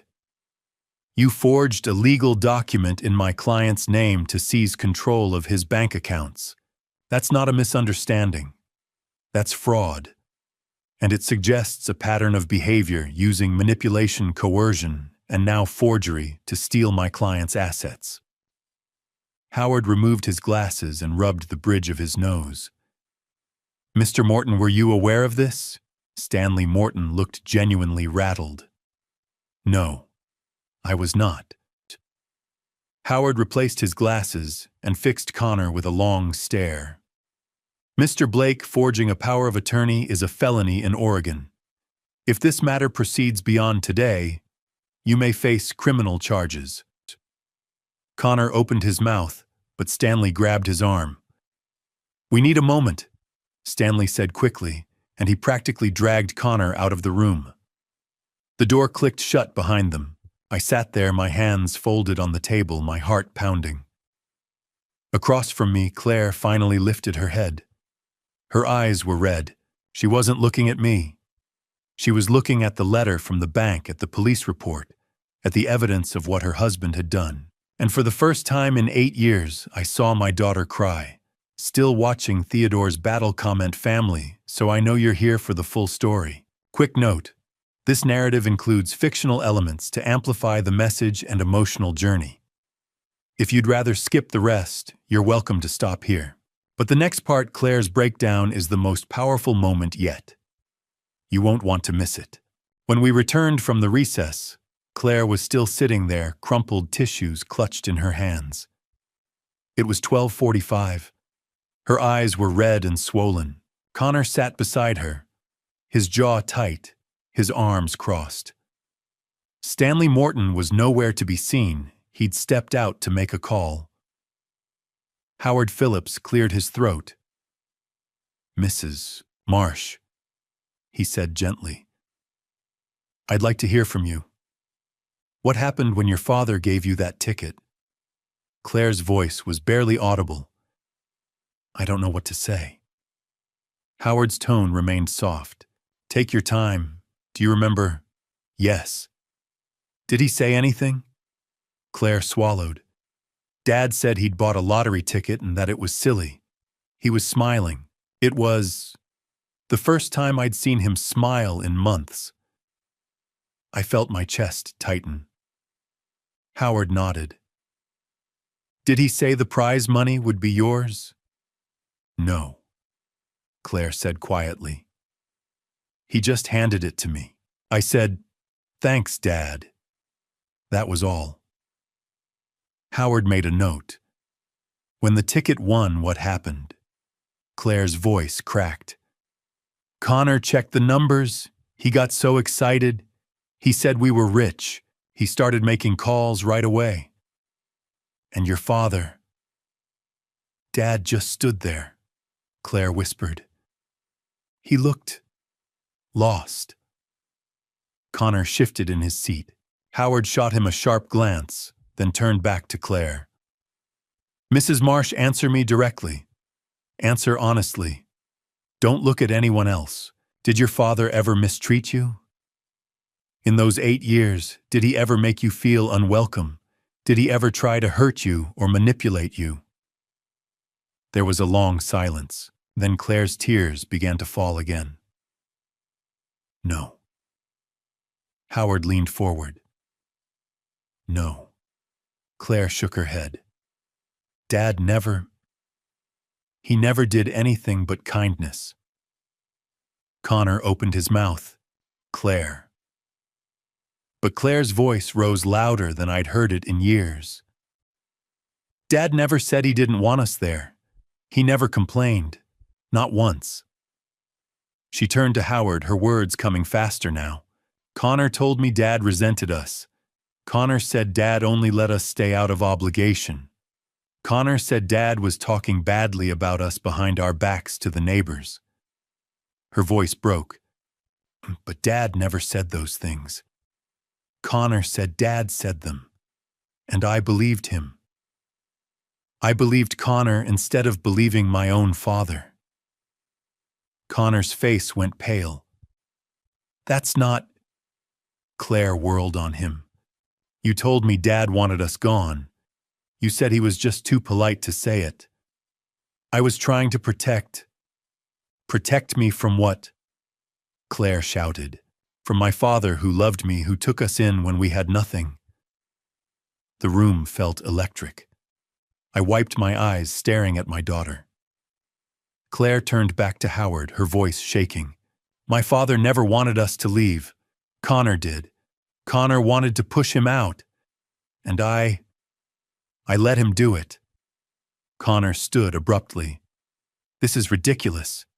Claire, we're leaving. Mr. Blake. Howard said sharply, sit down. We don't have to. I'm not going with you. Claire said, her voice steady now. Connor froze. What? I'm not leaving with you. Not anymore. Stitozi. Connor's face flushed red. Claire, I have thought about it. For weeks. I'm done. At that moment, the door opened and Stanley Morton stepped back in.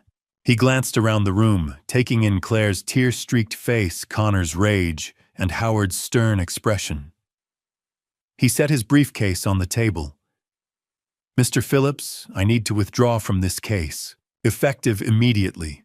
Connor's head snapped toward him. You can't do that. I can and I will, Stanley said flatly. Given the evidence of fraud and this testimony, I cannot ethically continue. He turned to Howard. I apologize for the disruption. Then he picked up his briefcase, looked at Connor and said, Good luck, Mr. Blake. You're going to need it. And he walked out. The door clicked shut behind him. Silence. Howard looked at Connor. Mr. Blake, do you wish to continue without counsel? Connor stood there furious, breathing hard. This is garbage. That old man is manipulating. Sit down. Howard said, his voice like steel, or leave. Connor looked at Claire. Claire, we're going. Now. Claire didn't move. Claire. She spoke quietly. No. Connor stared at her, his face twisting with rage. Then he turned to me, his eyes full of venom. This isn't over, he said. And he stormed out, slamming the door behind him. The room fell silent again. Howard exhaled slowly. Mrs. Marsh, are you all right? Claire shook her head. No, but I will be. Howard looked at me, then at Rachel. I'm ending this mediation here. I'll issue my findings within 5 business days. But I think we all know where this is heading. He turned to me. Mr. Marsh, based on the evidence, the purchase receipt, the lack of transfer documentation, the fraud, conspiracy, and Mrs.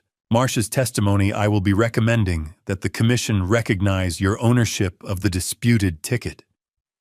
I let out a breath I didn't know I'd been holding. Rachel squeezed my shoulder. Howard stood. This meeting is adjourned. The room began to empty. Howard gathered his files and left. Rachel stepped outside to make a call, and then it was just the two of us. Me and Claire, sitting across from each other. Neither of us spoke. Finally, Claire stood. She walked around the table slowly, her hands trembling. She stopped in front of me, and she said, "Dad, I'm sorry." Claire and I stood in that conference room, and it felt like an hour, but it was probably only 3 minutes. She cried. I cried. She said she was sorry again. I said I knew. Rachel knocked gently on the door. "We need to go." Claire drove her own car. I drove mine. I didn't know if I would ever see her again. I left Salem at 2 o'clock, took Highway 22 east toward home. 3 hours. The afternoon sun was bright and hard on my eyes. I thought about Claire's face, about Connor's rage, about Howard's words. I turned the radio off. I needed silence. Halfway home, my phone rang through the car's hands-free system. "Bernard, how'd it go?" he asked. I swallowed. I think I won. And Claire. My voice broke. She apologized. She broke down.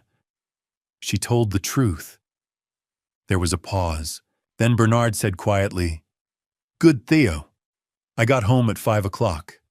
Connor's truck was in the driveway. Claire's sedan was parked beside it. I sat in my car for a moment, gathering myself. Then I went inside. Connor was upstairs in the bedroom. I could hear him moving around the door closed. Claire was in the kitchen, her back turned to me, standing at the sink. I stopped in the doorway. "Claire." She froze. Her shoulders went rigid. "I can't," she said, her voice barely audible. "Not yet. I'm sorry." And then she walked past me, head down, and went upstairs. I stood there alone in the kitchen, listening to the sound of footsteps overhead. Then I heard voices. Connor's sharp and angry, Claire's quieter, breaking into sobs. I thought about going up there. Thought about knocking on the door, demanding to talk to my daughter. But I didn't. It wasn't my place anymore. The next morning, Friday, Connor left the house at 8. He didn't come back until after 10 that night. I assumed he was meeting with a new lawyer or planning something. I didn't ask. That afternoon, I was in the workshop, sanding the legs of a small table I'd been working on, when I saw a piece of paper slide under the door. I set down the sandpaper and picked it up. It was folded once. The handwriting was Claire's. "Dad, I'm sorry. I don't know how to face you. I don't know how to fix what I did. I'm scared. But I need you to know I love you. I always have. Claire." I sat down on the workbench and held that note in my hands. And I cried. Saturday and Sunday crawled by. The house felt like a minefield. Connor avoided me completely once we passed each other in the hallway.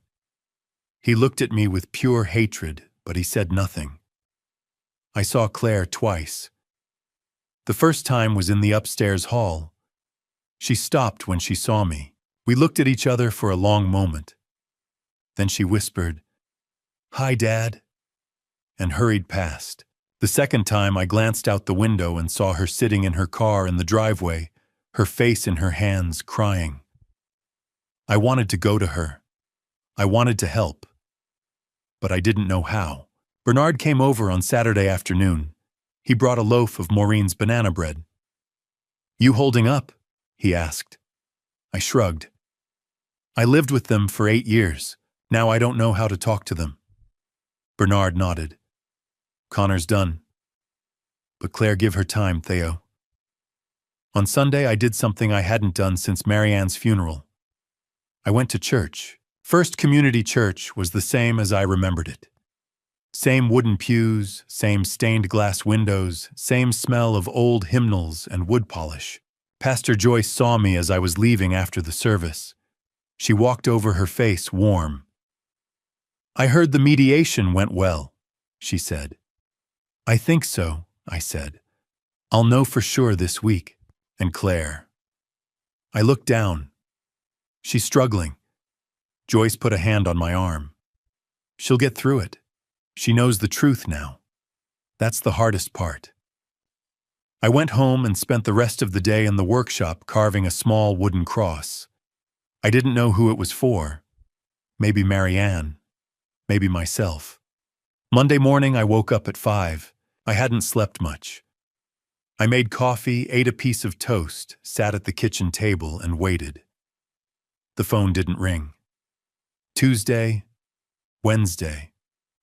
Still nothing. Thursday morning, May 9th, I woke at 5 again. I showered, dressed, made more coffee, stared at the phone. At 10:15, it rang. Rachel. I picked up on the second ring. Hello? Theo. Her voice was calm, but I could hear the smile in it. We won. I sat down hard in the kitchen chair. Rachel. Howard issued his findings this morning. The commission accepted his recommendation. The ruling is in your favor. Connor's claim is rejected. You are recognized as the legal owner of both tickets. I couldn't speak. Both tickets, I finally managed. Both. There was no documentation of transfer. No contract, no signed agreement, nothing. Theo, you're getting $95 million. I sat there completely numb, staring at the wall. $95 million. Both tickets. I had won, Rachel explained. You can submit the winning ticket to begin the official claims process. 11 days of verification, and then you'll receive $95 million, which comes to $47.5 million after taxes. I sat there, phone pressed to my ear, trying to make sense of the number. Rachel continued. You also need to send formal eviction notices. Oregon law requires 60 days notice. 60 days, I repeated. I'll draft them today. You send them when you're ready. That afternoon, Rachel emailed the notices. I printed 2 copies, one for Connor, one for Claire, and set them on my desk. I stared at them for an hour. Bernard called. Did you send them? Not yet. What are you waiting for? I don't know. On Tuesday, May 14th, I did it. I couldn't face them directly. I just couldn't. So I left the 2 notices on the kitchen table, each name written on the outside of an envelope, and I drove to Bernard's house. I came back 2 hours later. Connor's truck was gone. The notices were gone. And there was a hole in the living room wall. Connor had punched it. Marianne's framed photograph, the one that used to sit on the mantel, had been knocked to the floor. The glass was shattered. I picked it up with shaking hands. Bernard had been right to tell me to leave. Upstairs, the bedroom door was closed. I knocked. Claire. Her voice was quiet. Come in, Dad. I opened the door.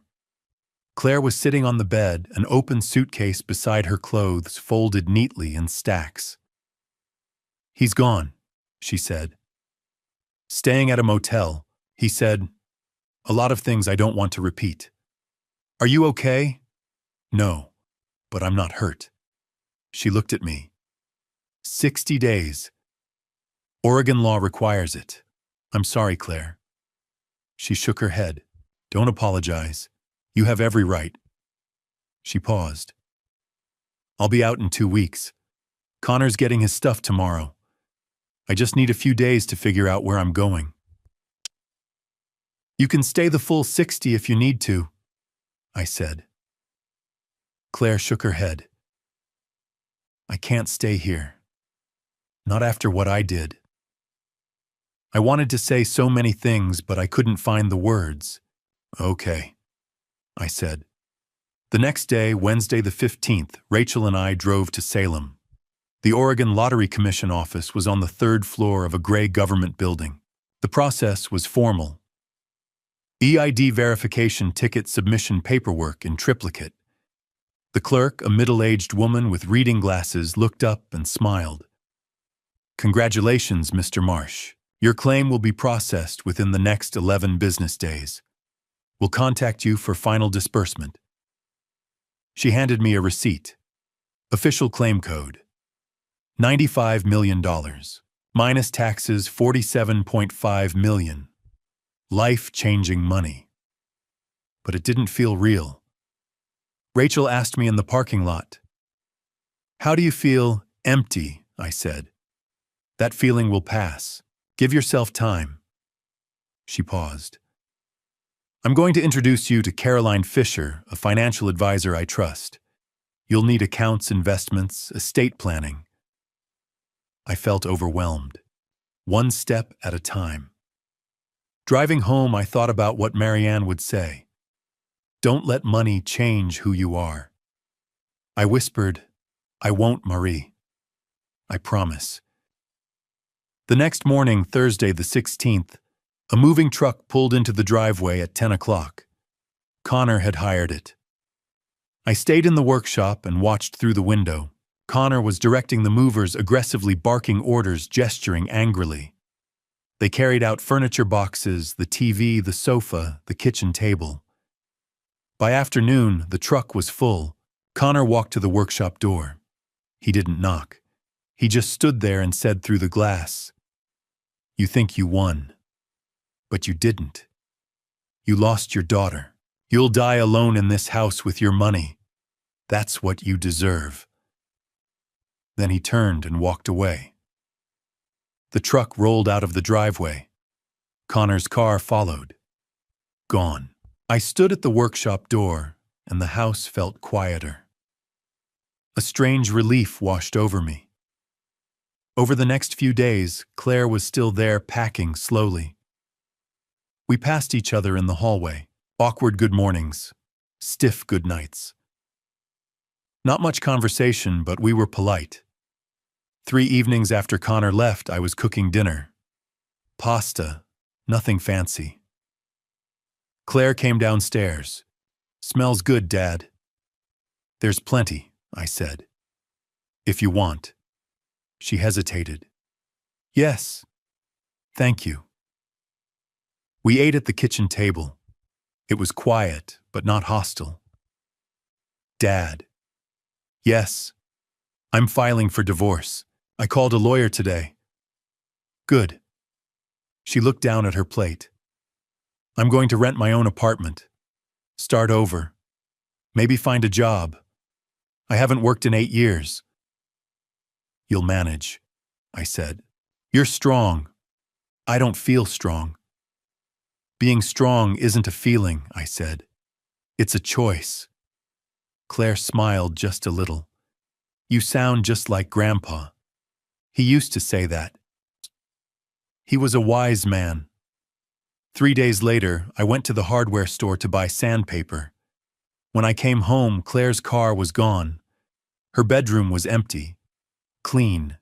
The bed was made. She'd vacuumed. On the kitchen counter, there was an envelope with my name on it. I opened it with trembling hands. The letter was 2 pages long, written by hand, in Claire's careful script. It started with, Dear Dad, and ended with, I love you. In between was everything she couldn't say to my face. I sat at the kitchen table and opened the envelope. 2 sheets of paper, front and back, filled with her handwriting. The ink was smudged in places. She'd been crying when she wrote it. Dear Dad, I'm writing this because I don't have the courage to say it to your face. I'm sorry. Those words will never be enough, but they're all I have. I'm sorry for the past 8 years, for letting Connor treat you like you didn't matter, for staying silent when he told you to leave your house, the house you built, the house where Mom lived, for believing his lies instead of what I knew in my heart.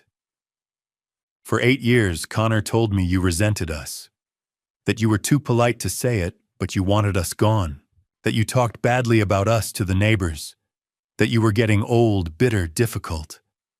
I believed him. I'm so ashamed. The truth is, it was easier to believe Connor than to face my own guilt. I knew we were using you. I knew Connor was using you.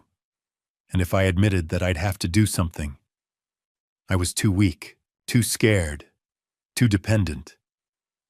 I lost myself in this marriage, Dad. I became someone I don't recognize. Someone who could betray her own father for a man who never loved her. Now I understand. Connor didn't marry me because he loved me. He saw an opportunity, a house to take, money to eventually have. I don't expect forgiveness. I don't expect you to want me in your life, but I need you to know I love you. I never stopped. Even when I couldn't show it. Even when I chose him over you. I'm filing for divorce. I'm renting my own apartment. I'm going to figure out who I am outside of this mess. I'll understand if you don't want to see me. But if there's any chance I'll come back in 3 days. I'll knock, and I'll understand if you don't answer. I love you, Dad. I'm so sorry. Claire. I finished reading, set the letter on the table, and put my face in my hands. I cried, for the 8 years we'd lost, for Claire's pain, for Marianne not being here to help us, but also for hope. She said she'd come back. 3 days. I spent those 3 days cleaning, vacuumed the living room, dusted Marianne's photograph, the glass repaired now, scrubbed the kitchen, even cleaned the guest bedroom, though I didn't know why. Bernard stopped by on the 2nd day. He found me polishing the counters. "You're going to wear a hole in that granite," he said. I handed him the letter. He read it slowly, then folded it carefully and gave it back. "She's coming home, Theo." "This isn't her home anymore." "Home isn't a place," Bernard said. "It's people." On the 3rd day, I was a wreck. I woke at 5 and couldn't go back to sleep. I made coffee, paced, checked the driveway. By noon, I'd convinced myself she wouldn't come. At 4 o'clock, a car pulled in. Claire's. My heart hammered. I stood frozen, listening to her footsteps on the porch. A knock. I forced myself to move. I walked to the door, took a breath, and opened it. Claire stood there in jeans and a sweater, her eyes red and swollen. She'd been crying on the drive. "Hi, Dad," she whispered. "Hi, sweetheart." We stood there, neither of us knowing what to do. "Come in," I said. She sat on the sofa. I took my chair. For a long moment, neither of us spoke. "Did you read it?" she asked.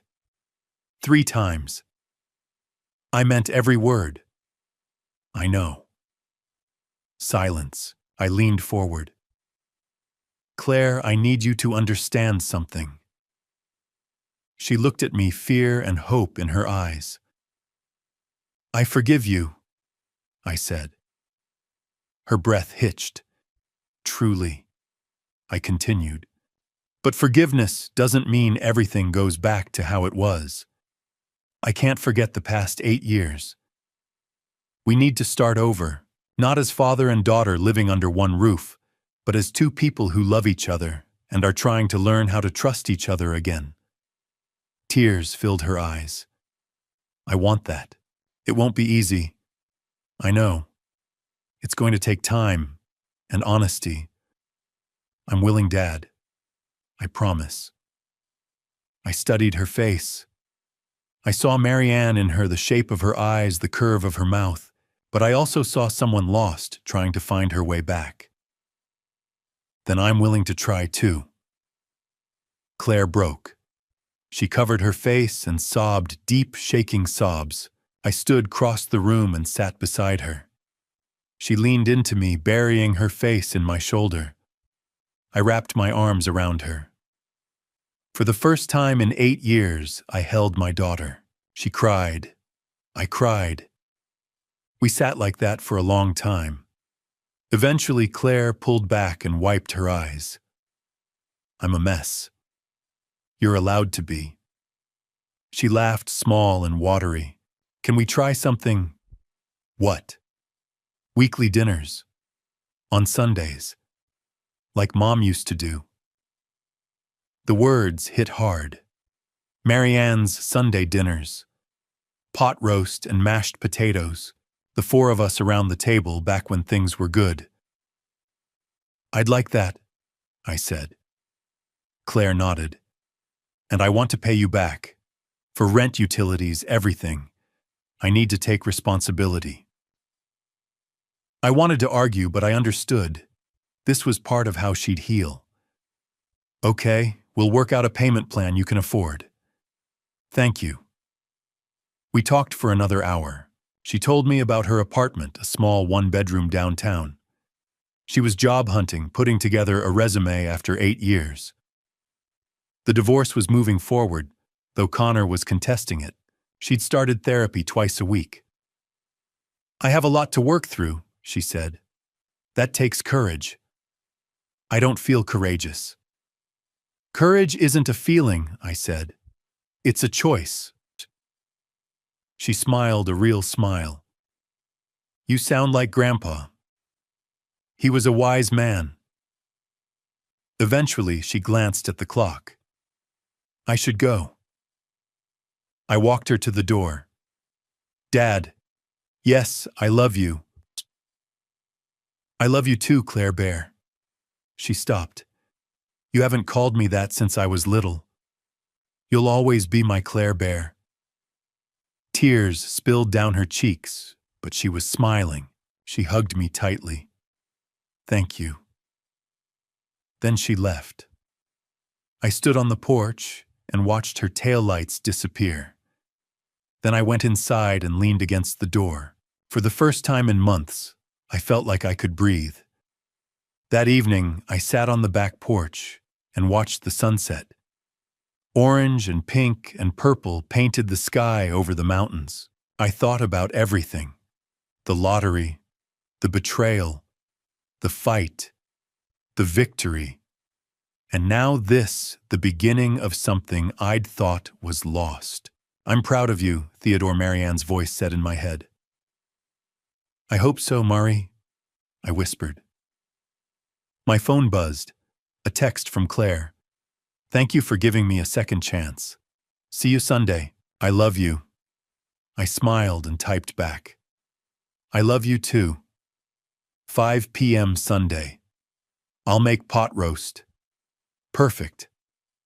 That night I slept in my own bed in my own house. Claire's letter sat on my nightstand. Sunday dinner was planned. When I woke the next morning, sunlight streamed through Marianne's curtains, the ones she'd sewn by hand 30 years ago. I lay there watching the light, and I realized something. I had won more than a lottery. I had gotten my life back. The money hit my account on Tuesday, June 18th. $47,500,000. I stared at the number for 20 minutes, then called Bernard. It's real, I said. What are you going to do with it? Anything I want. I fought for it. The next day, I met Caroline Fisher, the financial advisor Rachel recommended. Her office was downtown leather chairs and mountain views. Caroline was 56, gray-haired, direct. Theo, what do you want your money to do? I want safety. I want to help my daughter. And I want to honor my wife. We spent 2 hours planning. Caroline recommended diversification, index funds, bonds, real estate trusts, savings. This gives you about $1.5 million a year in passive income while preserving your principal. Every year, you can live comfortably and fund charitable work. An idea sparked. What if I wanted to help elderly people whose families try to take advantage of them, who get kicked out of their homes, who need lawyers but can't afford them? Caroline smiled. Not a legal protection fund. With $20 million, you could fund it in perpetuity. I thought about Marianne, who'd always stood up for those who couldn't. I want to do that. I called Rachel. I want to establish the Marsh Elder Protection Fund. $20 million. To help elderly victims of financial abuse. I want you as legal director and Lisa Hernandez as consultant. Rachel's voice caught. Theo, that's incredible. In July, we made it official. Rachel opened an office in Portland. Lisa came on 3 days a week. By September, we'd taken our first case, an 82-year-old woman whose son forged power of attorney to seize her home. Rachel won in 6 weeks. The woman called me crying. "You saved my life." "No, ma'am. You saved your own. We just gave you the tools." By year's end, the fund had helped 47 people. Marianne would have loved it, but I needed something else. In August, I put the Ponderosa Lane house up for sale. Bernard came over. "You sure? I built this with Marianne. Every board, every nail. But Connor and Claire left a stain I can't wash out. I need a fresh start." "Where will you go?" "The coast. Cannon Beach. Ocean air, endless horizon.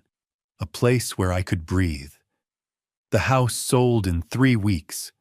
A young family with 2 kids. I took very little.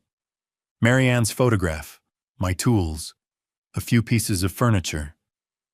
In late August, I bought a house in Cannon Beach. Modern glass and wood overlooking the Pacific. It had a workshop with windows where I could hear the waves. It wasn't the house Marianne and I built, but it was mine. The first morning I walked to the beach. The sun rose over the water, painting the sky orange and gold. The air smelled like salt and freedom. Bernard and Maureen visited often. We'd walk the beach, drink coffee on the deck. "You look lighter," Maureen said one day. She was right. Like I'd been carrying a weight for 8 years and finally set it down. Claire drove out every other Sunday. 3 hours from Bend, but she never missed. We'd cook dinner pot roast like Marianne used to make. We'd sit on the deck, watch the sunset, talk. In September, her divorce finalized. "How do you feel?" I asked. "Free. Scared, but free." In October, she got a job at the Bend Community Center. $15 an hour. "It's not much," she said. "But I earned it. I haven't earned anything in 8 years. I'm proud of you." "Really? Really?" In December, I helped her move into her apartment. Small, clean hers. "It's not much. It's perfect." Christmas was quiet, just us at the beach house. Claire brought cookies slightly burnt. I made pot roast. We exchanged gifts.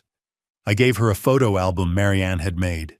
Claire gave me a framed photograph of Marianne and me from the 90s. "I found it in storage. I thought you should have it." I cried. Christmas together. Just the 2 of us. It was enough. Spring came. April 2025. 1 year since the mediation.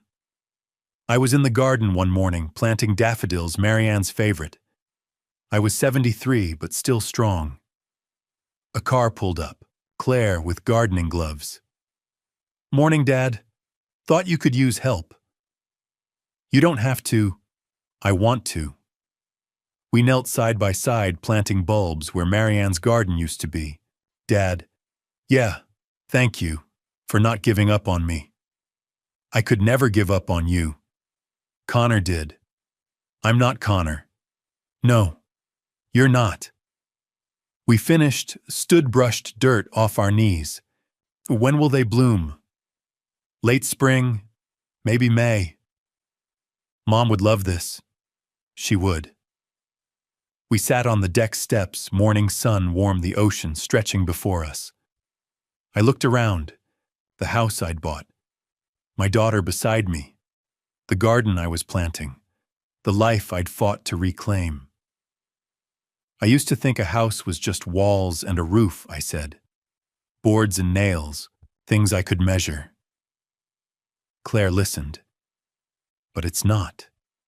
A house is memories, the people who filled it, your mother's laugh, your first steps, the fights, the forgiveness, the love. Is that why you fought so hard?" "I fought because letting Connor take it would mean admitting none of it mattered. That 36 years with your mother could be erased by greed. I didn't fight for money. I fought for meaning. Claire leaned her head on my shoulder. You won, Dad. We both did. I sat there, the Pacific stretching to the horizon. The lottery ticket, the betrayal, the battle, the victory, the fund helping 47 people. Claire free and healing. Marianne's memory honored.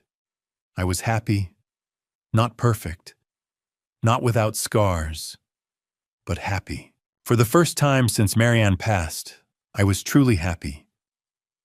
People say family is everything. I believe that. But family isn't just people who share your roof or blood. Family is the people who see you, who stand beside you, who tell the truth, even when it hurts. Connor and Claire lived in my house 8 years. But Bernard, Maureen, Pastor Joyce, Rachel, they were family when it mattered. And Claire found her way back. If you're facing betrayal, loss, fear, know this. You have the right to protect what's yours. Your home, your dignity, your peace. Love doesn't mean letting people take everything. Fight for what matters. Fight with honor. When it's over, leave the door open for forgiveness. Not because they deserve it, but because you do. I'm 73. I have more money than I can spend. But the richest thing I have is Sunday dinners with my daughter working in the garden, knowing I stood up when it mattered. That's worth more than $95 million. It's worth everything. What would you do if you were in my position? Leave a comment. Tell me your story. Thank you for listening to mine. I'm Theodore Marsh from Cannon Beach, Oregon.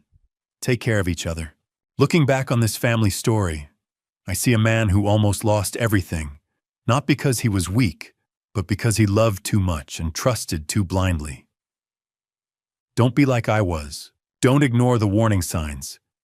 Don't let 8 years pass while someone slowly takes your home, your dignity, your peace.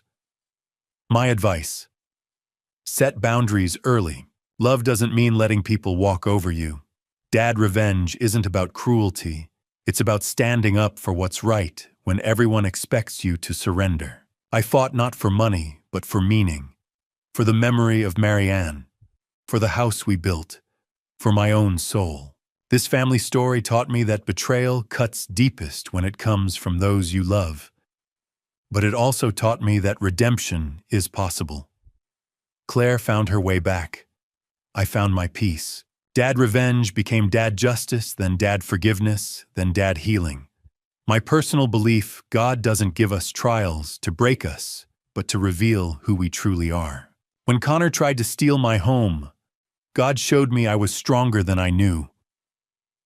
When Claire returned, God reminded me that forgiveness is divine, not because they deserve it, but because we do. If you're in a family story like mine, facing manipulation, greed, betrayal, know this: you are not alone. Fight with honor. Protect what's yours. And when the dust settles, leave the door open for those who genuinely seek to make amends. Dad revenge isn't the goal. Peace is. Thank you for walking this journey with me to the end. I'd love to hear your perspective. What would you have done if you were in Theodore's shoes? Please leave a comment sharing your thoughts. If this story resonated with you, consider subscribing so you don't miss future stories. A gentle reminder: while inspired by real social dynamics around elder financial abuse, some elements have been dramatized for storytelling purposes. If this content isn't your preference, feel free to explore other videos that suit you better. I'm Theodore Marsh from Cannon Beach, Oregon. Take care of each other.